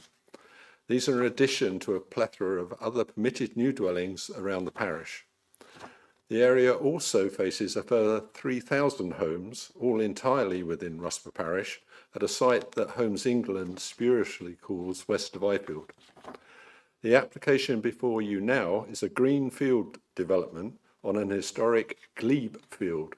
It is outside of any built boundary and wholly within the Rusper conservation area, and conflicts with key spatial policies within the current HDPF and indeed the new draft Horsham plan. The site forms an important part of the setting for the Grade 1 listed St Mary Magdalene Church, which together with the old rectory and this glebe field form an important part of the religious heritage of the village. It should be noted that this is one of the few Grade 1 listed assets within the district. Your own officers previously reported that development would not be permitted this close to a Grade 2 listed farm building in Storrington, so their recommendations in this instance make no sense at all. This site entirely fails the question of water neutrality, as no mitigation or offsetting can alter the fact that the site will draw all of its mains water from the Arun Valley via the Southern Water Network, and all of its wastewater will be pumped into the River Mole via the Thames Water Network. Hopefully after being treated first, but given the failings of Thames Water and the current limits on capacity at their treatment centre, this is questionable. Could you bring your comments to a conclusion, please? I get 5 minutes, I believe. Apologies, you do get 5 minutes. Thank you. Apologies, sorry. The officer report that recommends approval is critically flawed. It cites policy 4 of the HDPF. But doesn't recognise that this application fails all 4 key points, especially when other approvals around the village are considered. It fails to make any acknowledgement of the Great Crested Newt site directly opposite in Gill Manor, less than 50 metres away. It fails to acknowledge the impact on Grade 1 listed church and other heritage assets around the site. It fails to recognise the lack of any daily public transport within more than 2 miles of the site, and the rural nature of the site in the middle of a parish that has no A or B roads and is serviced by narrow winding country lanes. It also fails to acknowledge that refusals to similar sites around the village that don't impact on a Grade 1 listing building have all been upheld at appeal in the past year, despite the pressure on HDC to meet its housing numbers. At the last planning meeting, the officer stated that they wouldn't be supportive of a development that encroached into an area of a farm field distance of a Grade 2 listed building, yet they are supporting this development. In conclusion, I call upon this committee to reject this application for the solid planning reasons cited and supported by other planning consultant submissions, as well as the planning inspector's endorsement of the Rusper neighbourhood plan. Not just those clear planning reasons, but also because of the impact on the Arun Valley, Sparsack and Ramsar site, and the fact that wastewater from the site will create an increase of flood risk along the River Mole, where it eventually drains. Further, the impact on the rural village character of Rusper village and its conservation area will be to the detriment of Rusper residents and the many people who visit the area because of its heritage. Just add that I've lived in this area for more than 50 years. I'm happy to answer any questions that you have about the actual impact of this development. Thank you. Thank you very much, and apologies for interrupting you sooner than I should have done. Okay. Do you want to come back later? Okay. Ward member, Councillor Hogben, please, and you definitely have 5 minutes.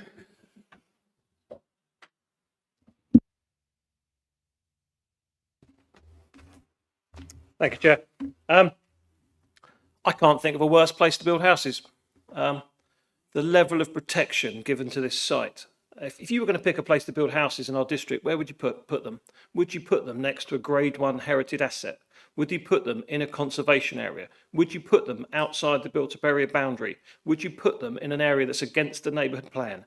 Absolutely ludicrous. I'd say devastating, apart from the fact it's in a churchyard curtilage. It's in the curtilage of a Grade 1 listed building. Stick that in your phone now or chatbot GBT. See what it says. The curtilage of a Grade 1 listed building has an incredible level of protection. Officers are forcing you, planning committee members, to push houses through. One thing the tilted balance can't do is override the designation of heritage asset. So again, Mr. Spears asked that particular question, but I've certainly looked up the answer, and the tilted balance in this particular case does not overrule a heritage asset. So we're in a ludicrous position. How did we get here? We got here because in 2015 it was put in a Sheila, and the site come forward, and it was a possibility that this could be allocated within a plan. However, the wording was very specific. It would need to be allocated as part of a local plan process or approval in a neighbourhood plan. As we sit here currently, this site has come forward prematurely. Horsham District Council, I was there, I voted on it to withdraw the current plan. So this doesn't have the protection of a current committee plan. It certainly isn't in Rusper neighbourhood plan. Rusper has an overwhelming number of houses within its district. Over a third of the district's housing supply is planned for Rusper district. If the Homes England site in West of Eiffel goes ahead, one parish, Rusper Parish, is going to take approximately 50% of the district's housing supply. That's why Rusper Parish Council didn't allocate any sites. If this committee or the Horsham Planning Department asked Rusper where it'd like to build houses, there are sympathetic sites on the edge of Rusper Village where we possibly could extend houses. We possibly have a brownfield site at Gill Manor that potentially could come into redevelopment. There are several other sites that are maybe more favourable. This site, absolutely not. Ludicrous. The Heritage Officers report, again, I've sent some emails out today on my views on it. Neutral or limited harm. With one of the defences used that the site was already encroached on by building an essential workman's accommodation for the rector. Well, building a rector's property next to the church seems absolutely logical. I don't think that the principle of development on that site has been breached myself, but obviously, hopefully you members can ask some questions of your officers team regarding that. I am flabbergasted that this is here before us today. However, this site did come forward in a plan, and I guess one of the biggest potential things that officers are going to sit here and tell you was that it was potentially almost approved as part of our planning process. It isn't currently because we've voted to withdraw that plan. However, it still needs to come before planning, and we have a statutory consultee objecting to this plan. Strategic planning currently, if you read your documents, raised a formal objection on the face that the land supply, the housing allocation balance was wrong on this particular site and not needed within Rusper Parish. So again, absolutely ludicrous that we have an objection from a statutory consultee to this plan, yet it sits before us today. So on the first grounds, this should never be before us in front of us. We have a statutory consultee that's objecting to it. We have a parish council objecting to it. We have a list as long as our arm of reasons why this shouldn't be taken forward. You potentially can tell that I feel passionately about this. If I was Rusper Parish Council, having done their neighbourhood plan, I would be absolutely spitting feathers that this particular site has come forward. What can I say about it personally? It's the heart of Rusper. It backs onto playing fields. That particular photo, I don't think it does it justice. There are 5 Grade 2 listed buildings and 1 Grade 1 listed building within 150 metres of that site. It is a conservation area at the very heart of Rusper Village. It is the worst possible places that anyone would look to build houses within Rusper. I think I've got all my points across. I haven't used my whole 5 minutes, but thank you for listening to me, and thank you for taking into consideration. I know you'll be minded to make the right decision. Thank you. Thank you very much. Come back. Thank you, Chairman. I'll just make a couple of points and then pass on to my colleague. I'm sure members are aware, we haven't withdrawn the submission local plan. It's not been formally withdrawn, but it does carry limited weight given its status and the letter from the inspector, so it carries limited weight. Obviously, there is an evidence base that supports that, which we think has slightly more weight, and obviously that looks at what sites are sustainable and what sites it's allocating, but the plan overall has limited weight, but recognising this was an allocation in that submission draft. In terms of the comments from strategic planning, firstly, they're not a statutory consultee, but my understanding is that they are objecting because it provided less housing than the allocation. And obviously, through that detailed assessment of a planning application, that's where it's been identified there are some important trees that we wish to retain. So actually, it provides less housing than the draft allocation in the submission draft. And that's why they're objecting, because they wanted more housing. But obviously, that's a balance that's been struck, and the numbers have been reduced.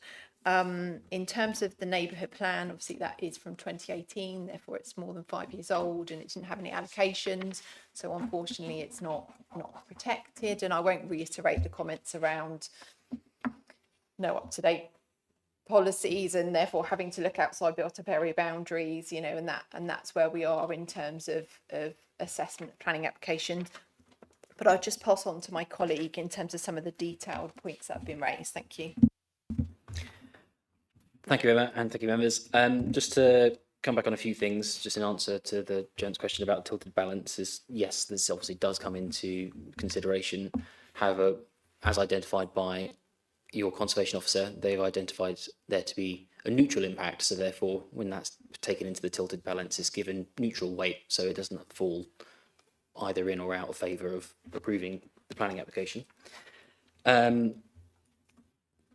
regards to heritage harm, I mean, this is also out in 6.47 of the report onwards, and also the conservation officer's comments on the file.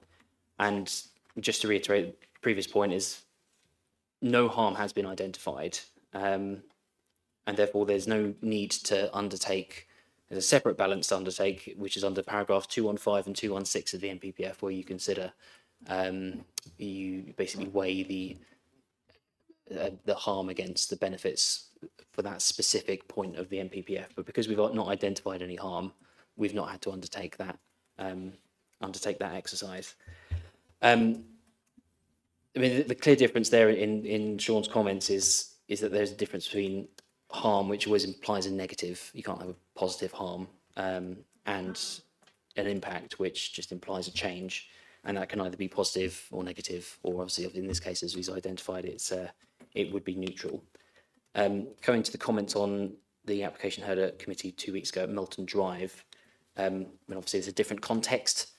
Each and every application is determined on its own merits, so that's just something important to bear in mind. And in the case of that application, the conservation officer did identify harm, and obviously that's when that balance was undertaken.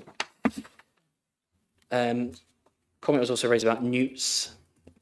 So in paragraph 6.6 of the report, effectively the applicant is proposing to work on a precautionary basis, and that is considered satisfactory in this place. If they choose not to work precautionarily, they would then need a licence from Natural England. However, the condition, I believe it's conditional, I can't remember what condition it is exactly, but that sets out the precautionary working methods which would come forward as part of a discharge conditions application. And in terms of the principle of development, and I mean, as we stated, the site is allocated within the HDLP, which obviously still holds limited weight. And this dotted line here, which I'm just following around my cursor, represents the built-up area boundaries. And as set out in 6.1 of the report onwards, because of its siting adjacent, well, on the built-up area boundary, it would benefit from the provisions of the FAD. Thank you. Thank you. No, sorry, you can't engage. No. Please, please. Sorry, I made it very clear at the outset you're not entitled to engage with the officers or the members. Thank you. Okay, members, I'll open the debate to the members. please. Councillor Blackburn, yeah. Thank you, Chairman. I just wanted to see if you could give us any further detail on Horsham District Council's strategic planning objection. I understand that there are fewer homes than the strategic planning officers might have wanted to see there, but there's also a reference to compliance with water neutrality, biodiversity net gain, and heritage protection policies. Could you give us some further detail on what those considerations comprised, please? Thank you. Of course, yeah. Thank you, Councillor. So I'll just scroll back to this site here. So as the agent said earlier on, this area comprises, a substantial portion of that site. These trees here in green, T51, 52 and 53, are veteran trees. So they have effectively the highest status of protection of a tree. So more houses could go here. We could plop them there, but it's probably going to end up killing those trees. So we took the balanced view. We've taken a very delicate consideration of this, and we've accepted that actually removing them from the development would be the better course of action for the sake of those trees. And in any case, if there was to be any development in that area, then it would be subject to paragraph 193C of the National Planning Policy Framework, which effectively says that if you're going to cause harm to veteran trees, you can only approve it on, what's the wording of it? It's exceptional circumstances. And the NPPF defines that for things like nationally significant infrastructure projects. So you're looking at things like hospitals and, HS2, which obviously, as much as we need the housing, that's not at the same level and status of the NSIPs and other infrastructure. So it would fail on that, and we would have to refuse the application based on the fact that if you put houses there, it wouldn't be an exceptional circumstance to override the harm to those trees. So as I said, we're taking a very delicate approach to this to say, and very practical approach to say that we should be excluding development within this area, which is why they've gone through, all the effort within the arboricultural method statement to avoid development in that spot specifically. One moment, sorry. please. Sorry, I'll come back to you in a moment. Sorry, Councillor Councillor Blackwood, just a point of clarification. So Rusper Neighbourhood Plan is dated 2018 to 2031, but it was formally made in June 2021. But because it doesn't contain any housing allocations, essentially the position remains the same as I set out. The circumstances remain the same. So obviously the lots of policies within it are still very much relevant, but in terms of its protection against speculative development, because it doesn't have any allocations, it unfortunately doesn't protect it in that regard. So apologies for that, councillors. Councillor Blackburn, yes. Yes, thank you for that explanation. Although it does make me wonder why. I mean, it's just one element of the objection from strategic planning, who would like to see more houses, but you're saying that that's actually not possible in that particular area due to the trees. So there's a bit of a clash there, I think. And then I was referencing the following sentence in the report regarding other considerations, including compliance with water neutrality, biodiversity net gain, and heritage protection policies. And I'd just like to know what strategic planning means or is saying about those particular aspects. Thank you.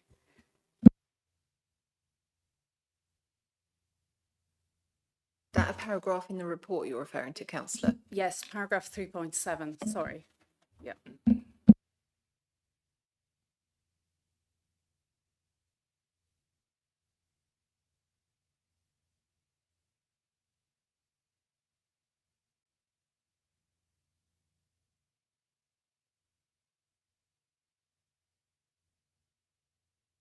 I think it's simply saying that there are matters that need to be considered.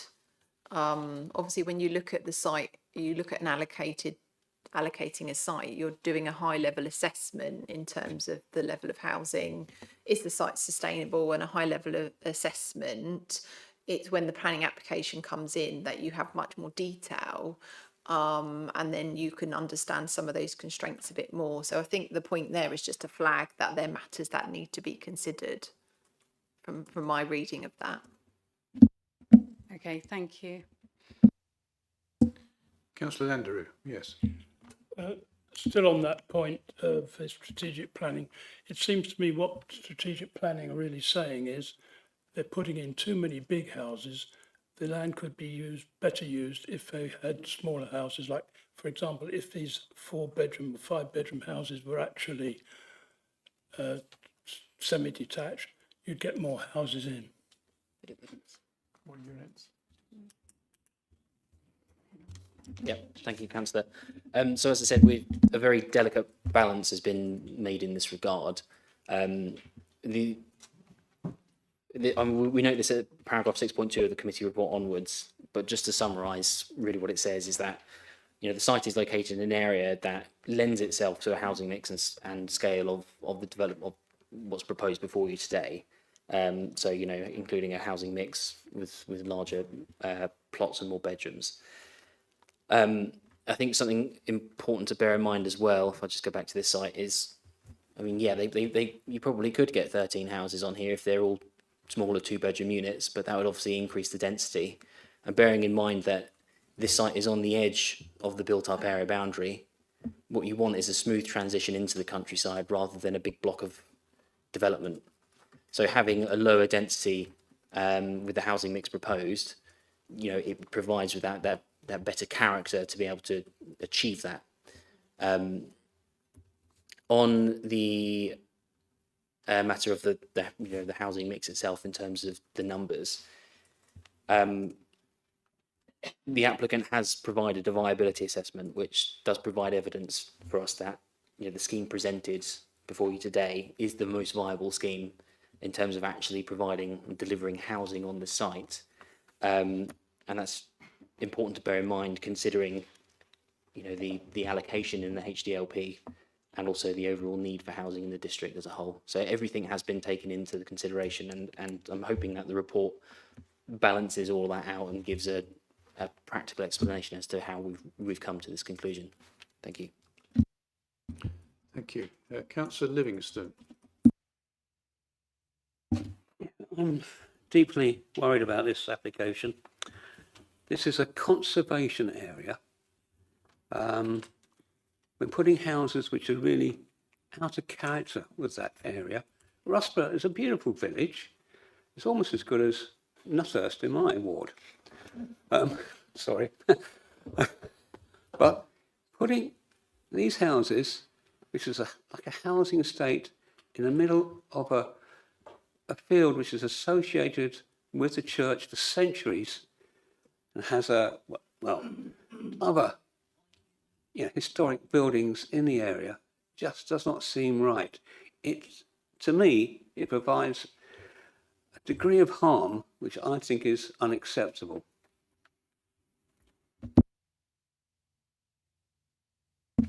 Just quickly to say, clearly there are a number of material considerations here, including its location in a conservation area in the adjacent listed buildings and the non-designated heritage asset. Those in themselves, though, there's nothing in the MPPF that says you can't have anything in a conservation area or next to a listed building. Clearly there are significant material considerations and members need to give them due weight, but it's not necessarily the case that no development is accepted in these kind of settings. But you obviously do need to consider what the impacts are. Thank you. Councillor Ravey, yes.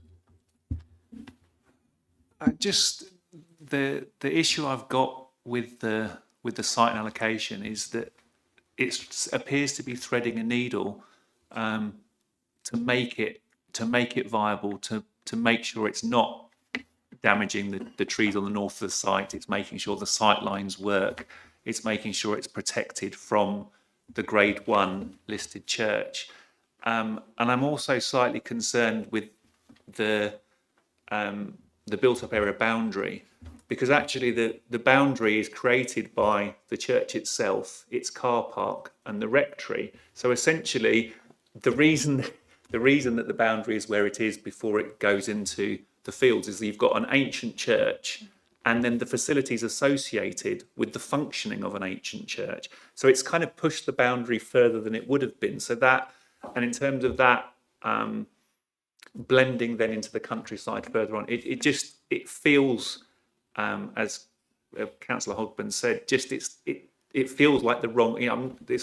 I can see the officers have worked incredibly hard, and that this is as sympathetic as it can be on this footprint. And I really understand the work that's gone in, but I'm just worried about the location, given its setting at the edge of the village, next to a Grade 1 listed church, and the fact that it's in the conservation area. So it makes this one of the most difficult edge of settlement sites that's come before us. So I'm going to really, really be listening to any more evidence that comes up. Thank you.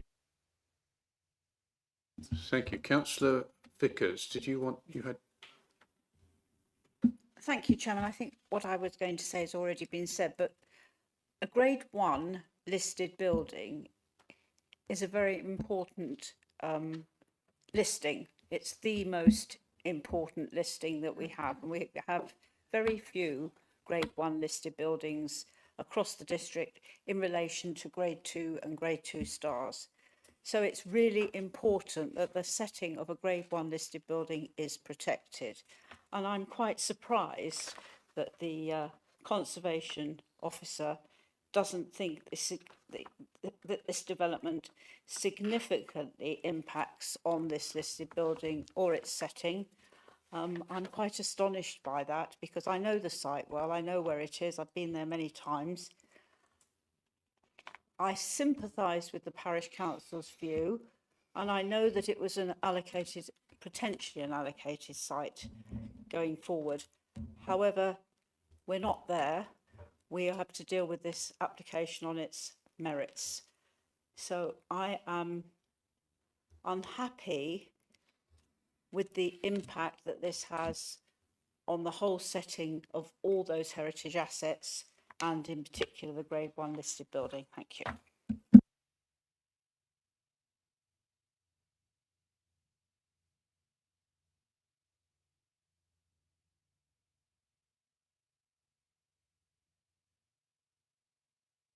Councillor Vanderboer. Thank you, Chairman.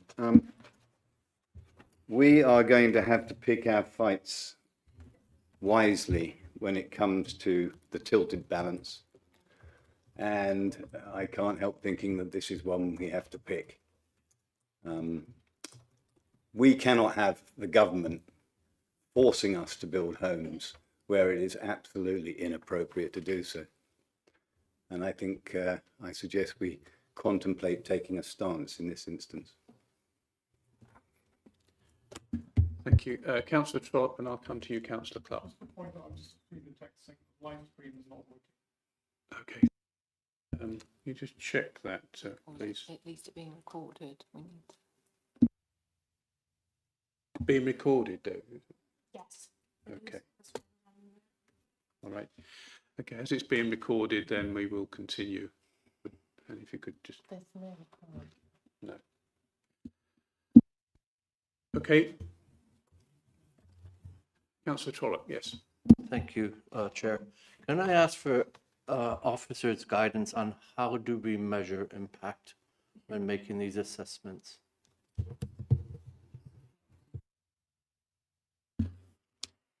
It is a judgment, and you have to weigh everything up ultimately.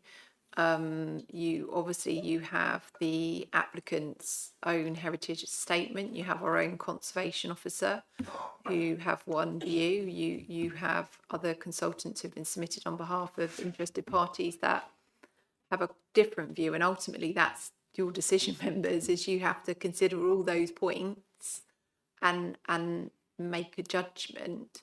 What I would say is, you do have to identify what you feel the harm is, Can you explain that? Can you, if it's to go to appeal, can you substantiate that? I'm not saying one way or the other, but that's what you need to think about is well, what if there's been various comments, but nobody's really described what they feel the harm is. So I think you just need to have a think about that, members. Thank you. Councillor Landreau, yes. I was just going to say on that point, how do you actually then decide, well, there is no harm? It's purely subjective, surely.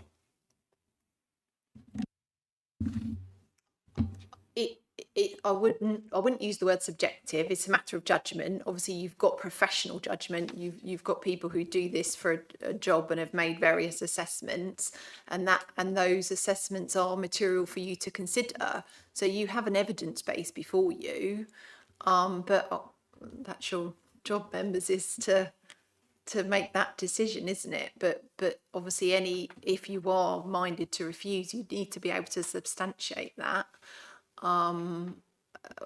With all the evidence that you've read and heard. Thank you. Thank you.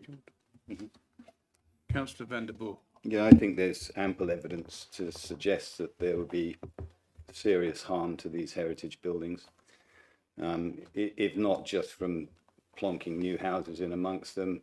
We have no idea what the vibrations of the building work will do. I mean, looking at it, there is one house that's some distance away, but it doesn't look like a great deal has been built around there in that recent times. I mean, I just think there are so many places we can build houses in this county, and this is just not one of them, right? So I'm going to move a motion that the heritage impacts, right or wrong, we seemingly have consultants who, although we haven't seen them, we have consultants who advocate that it's not the right thing heritage-wise, and we have others saying it is. So it is subjective, and I just think we need to step in here and take it that the impacts on heritage here are just going to be too great. And I'd like to move a motion for refusal of this application.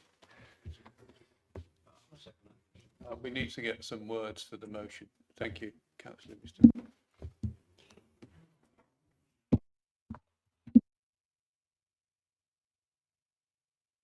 I think I understand the motion. I think the difficulty is, I think heritage impacts are too great. It's not significant, yeah. And also, I think members need to be mindful of the benefits of the scheme, and you have to understand that you've weighed that balance. Even if you think there's harm, therefore there's no tilted balance, there is still a balance between the significant benefit of housing, our lack of 5-year housing land supply, the fact that the neighbourhood plan doesn't have those protections versus any harm that you identify. So I think members can make that judgment, but I just think you just need to be clear on what your decision you're making, and whether or not, Chairman, you wish to have a short break, because I feel that any motion needs to be a bit more substantiated than. Thank you. Yeah, we'll but just to say, wisdom carries a bit of weight too, and this requires a bit of wisdom. This decision, it's not a good build. We will take a short break to come up with a proposed motion that can be substantiated. Thank you.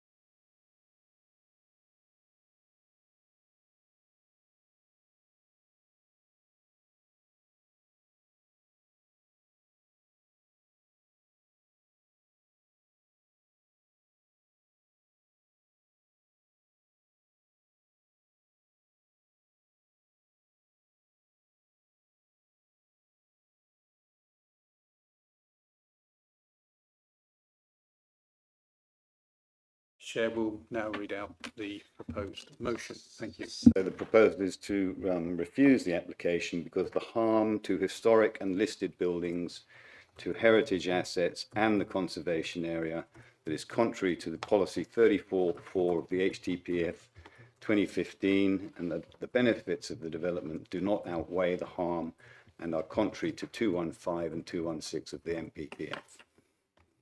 Do I have a second for that? Okay. All those in favour?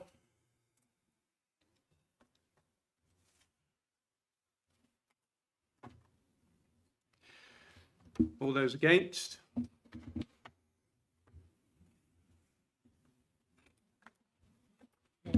Any abstentions?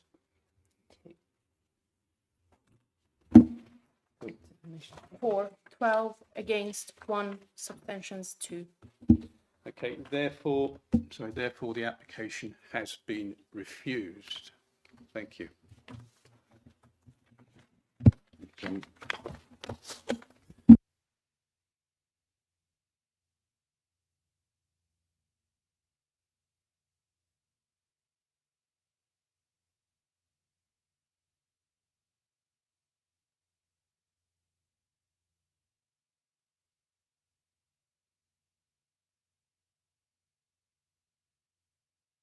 Just wait for the public to leave. Thank you.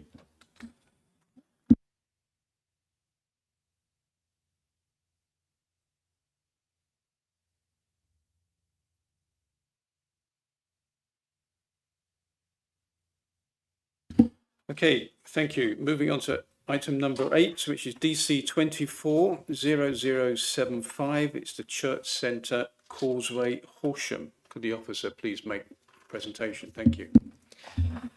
Thank you, Chair.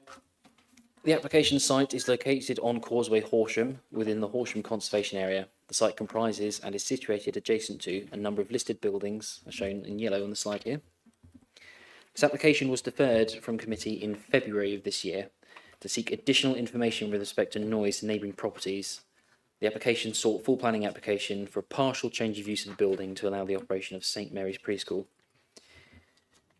The submitted acoustic attenuation reports reviewed a 2022 trial where very loud music, significantly louder than noise expected from a nursery, was played within the barn. Noise levels in the neighbouring property were measured between 40 and 55 decibels, which dropped to about 35 decibels after the installation of a trial noise panel, therefore showing a 5 to 10 decibel reduction in sound transmission. Following the committee deferral, the applicant has provided further details on the proposed noise panel attenuations, which is shown on the slide here. The Council's Environmental Health Officer raised no objection to the provided statement, noting that the expected noise levels would be significantly lower than the tested music levels in the initial report. When compared, nursery noise is projected to be about 5 times lower than the highest trial noise level, thus is unlikely to cause nuisance.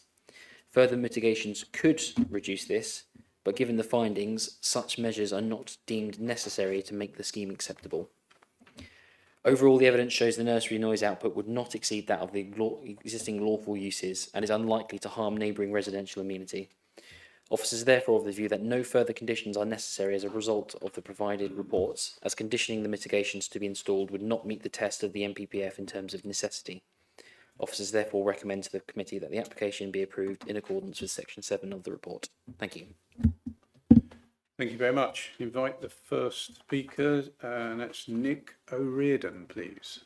And you have 3 minutes. Thank you. Okay, it's from when you start speaking. You don't need to rush. Okay. Good evening. I'm Nick O'Riordan. I'm chair of the Buildings and Fabric Committee for the applicant, Horsham Parochial Church Council. Our planning advisor and agent, James Cross, has sent you a short briefing note in advance of this meeting. He's unable to be here this evening, but in summary, since the last meeting on this matter, on the 4th of February, we've been working with our neighbours on noise matters. As the Council's Environmental Health Officer has written, expected noise levels are between 60 to 70 decibels for the preschool, 5 times lower than the sort of noise levels that accompany the charity barn dances and other already permitted day and evening events that Councillor David Skipp at the last meeting, at the February meeting, mentioned. These much higher noise inputs from barn dances, etc., we generated those in 2022 to assess the effectiveness of a trial soundproofing panel installed alongside the ground floor kitchen area of number 31 Causeway. That trial panel remains there in the barn, and it has worked well over nearly 3 years now. Our proposal, given in our 9th of June 2025 report, was developed from that small trial with our neighbour's noise specialist. The proposal is to cover a much larger area of the party wall and would be more than adequate to control transmission of any noise in the barn from preschool activities. As a responsible body who are proud to be central to the community in Horsham, we're totally prepared to install additional soundproofing if such a condition were to be applied. We are ready to do that soundproofing work with our neighbours. One councillor at the 4th of February meeting questioned the arithmetic of water neutrality given in your officer's report, which is in the public record. We have checked and agree with your council officer's baseline figures, which use the water usage figures appropriate for preschools for 2 to 5 year olds. At considerable expense, we've removed high water use gents urinals, and we've installed low consumption toilets and water meters at the barn. We've monitored the water meters for 2 years now. From those meter readings, we can be sure that the incremental preschool use will not raise our water consumption above that agreed baseline. Thank you. Thank you very much. If you could turn the microphone up as you... Thank you very much. Nothing can...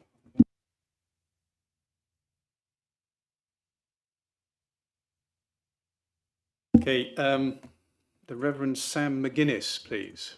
And you have 3 minutes. Thank you.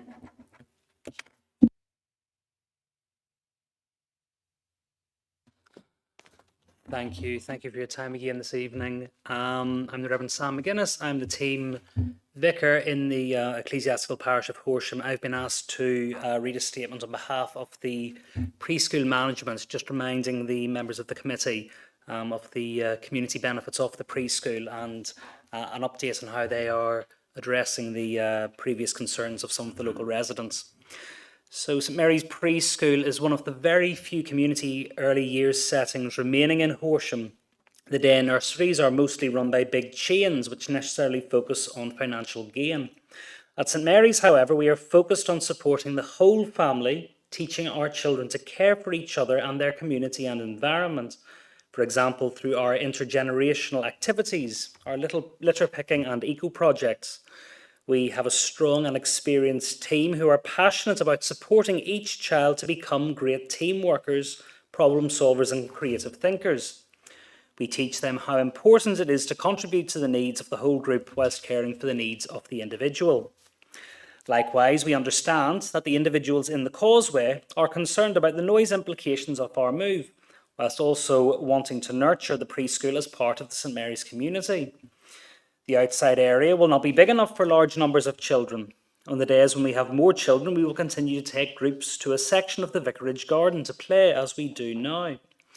There, the children have a large space to run, explore, climb and hide, plus a pond, a vegetable garden and a mud kitchen. Children do make a noise. Sometimes they get upset or argue, and sometimes they get hurt. But we hope that the distressing noises will be more than balanced by the joyful ones, their exclamations of wonder, the role play, the planning, ideas and working things out. Even with our maximum of 30, it is a very small number of children in comparison to the 210 much bigger and louder children at St Mary's Primary School, where most neighbours, including the older people in the almshouses, express that they love to hear the sound of the children. Transmission of inside noises which might affect our immediate neighbours will be more than adequately suppressed by the soundproofing proposed in our 9th of June 2025 document.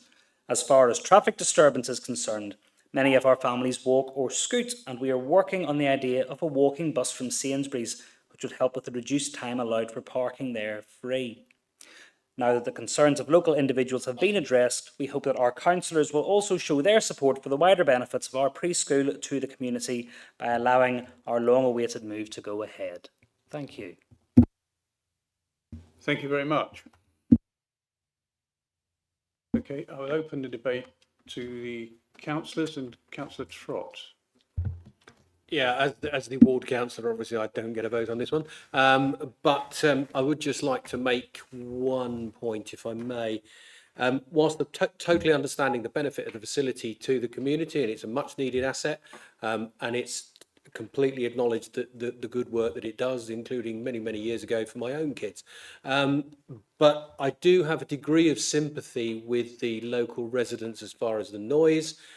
And it was mentioned the last time this came up, and I think it's also in the documentation this time, that the preschool is saying that it was limiting itself to 30 children. I wonder if this can be put on, if the committee is minded to approve this, I wonder if this can be put on as a condition that the maximum number of children should be 30 at the preschool. Thank you.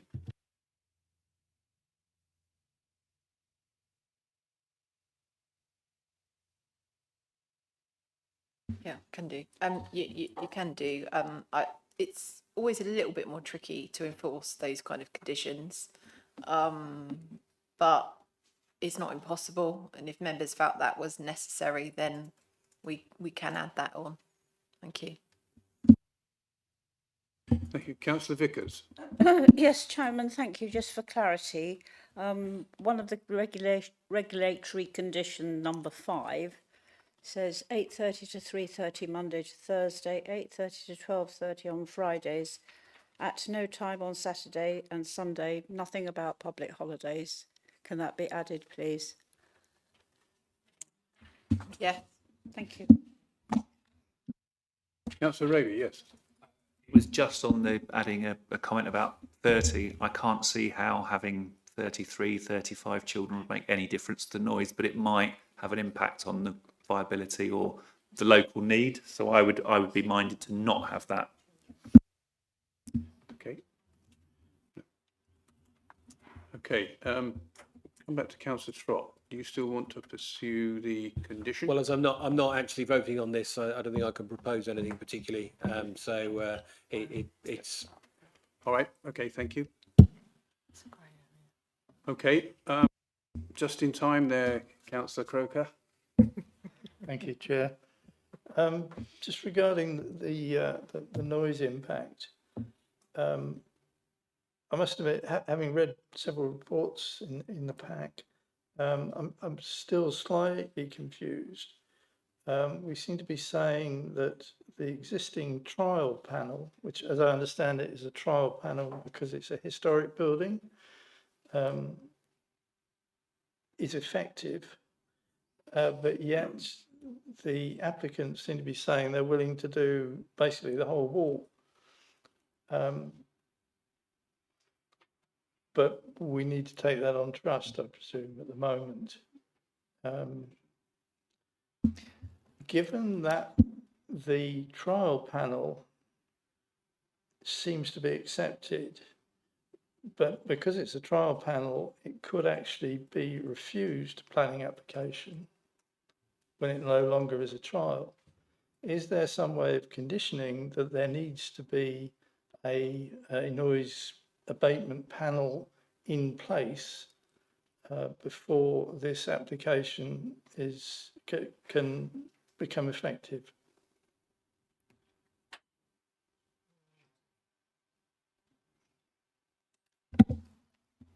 So we certainly could attach a condition. I mean, as we put forward in the officer's report, we don't consider it necessary because of what the environmental health officer has said. And obviously the applicant is in the room and they have had conversations with the conservation officer in the past. So they are aware that any further works to that wall would require listed building consent. And we can also attach an informative on the application to say that subject to, you know, the noise attenuations would require a further consent, but it wouldn't be a reason to refuse the application today because the rest of the works haven't been carried out yet.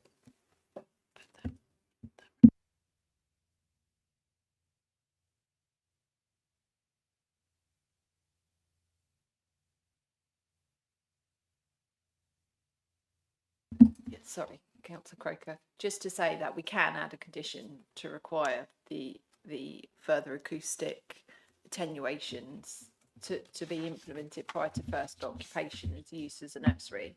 So that's possible. As my colleague said, it may well need a further listed building consent, but I don't think necessarily that's a problem. And we can add an informative to that effect. So if members wish to add that condition, we can do. Thank you. Did you want to come, Councillor Croker? No, I don't think so. Well, yes, that's where I was going, really. I think it's, I have a worry that should the panel not get listed building consent, then the fallback position will be no panel, and we might find that there's a noise issue. So I would like it added, if possible. Thank you. I'll come back to you in a moment on the wording of the condition. Councillor Trollope. Thank you, Chair. My personal view from my reading of it and from the officer's recommendation is that the noise is at an acceptable level. And part of me is also thinking they are children learning, and it is for limited hours. So, I mean, it'd be one thing if it was like rock music at 3 a.m., you know, or an all-night rave. I would want more. I would want more work to be done, but these are children. They're learning, and it's a nursery school and it is in the daylight hours, where most of the people are going to be at work. So I'm just not at this moment very sympathetic to needing more attenuation measures on what is actually must be. I don't have this as a fact, but it sounds to me awfully like a charity. So, thank you. Thank you.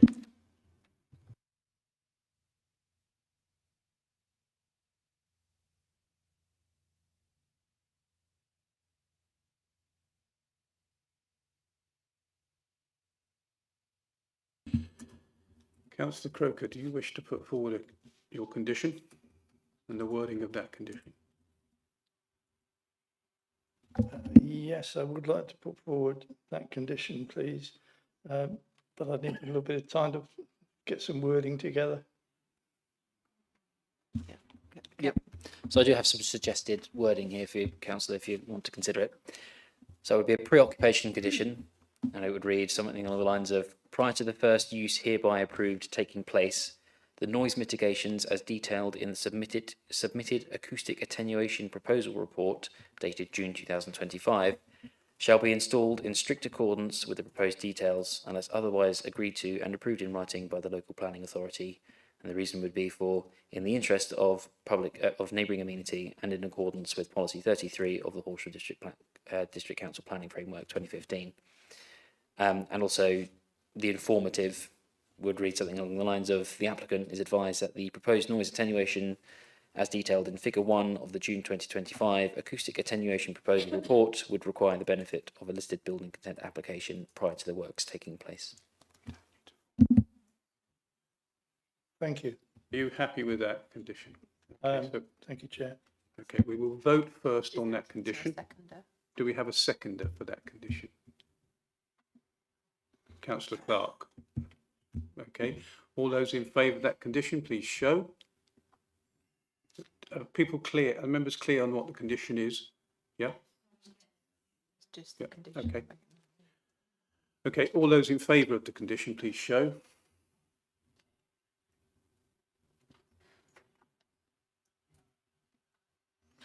Okay. Against?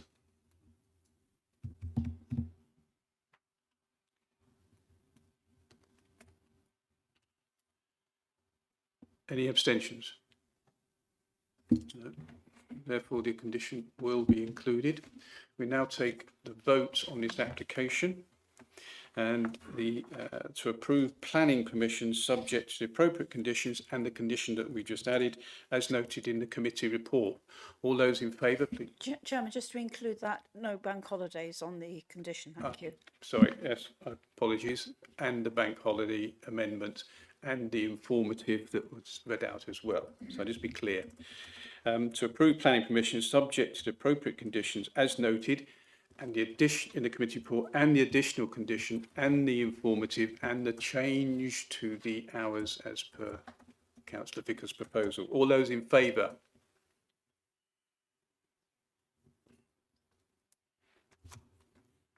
Unanimous, isn't it? That is anonymous. Okay. Therefore, the planning application has been approved. Thank you. Moving on to item number 9, which is DC 24 1291, Bivens Green House, North East Lane, Horsham. Could the officer please make a presentation to the applicant?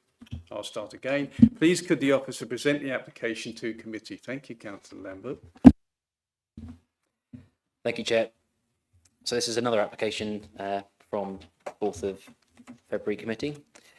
This has been brought back to committee for members to consider as new material planning considerations have arisen since the previous resolution, and that's to change the applicant's approach to water neutrality and an amendment to the B&G requirement for this type of application. So the approved application included this condition, which is shown on the slide here.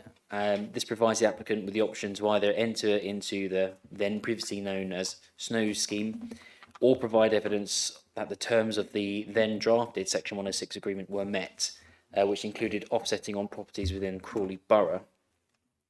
The revised condition, shown on the slide here, comprises the most up-to-date wording, which obviously replaces SNOWS with the SNWCS scheme. Again, providing the applicant with the opportunity to enter into the district offsetting scheme or an alternative should the applicant wish to. Furthermore, as per the officer's report, a legal agreement is no longer required for the applicant to purchase biodiversity units for the purposes of B&G. Officers therefore recommend to the committee that the application be approved in accordance with section 7 of the report. Thank you. Thank you very much. Open this for debate. Any members wishing to comment on this application? No? Okay, therefore we will go to the vote. And the recommendation is to approve planning permission subject to appropriate conditions as noted in the committee report. All those in favour, please show.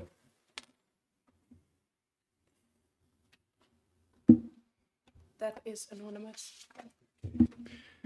Therefore, the application has been approved.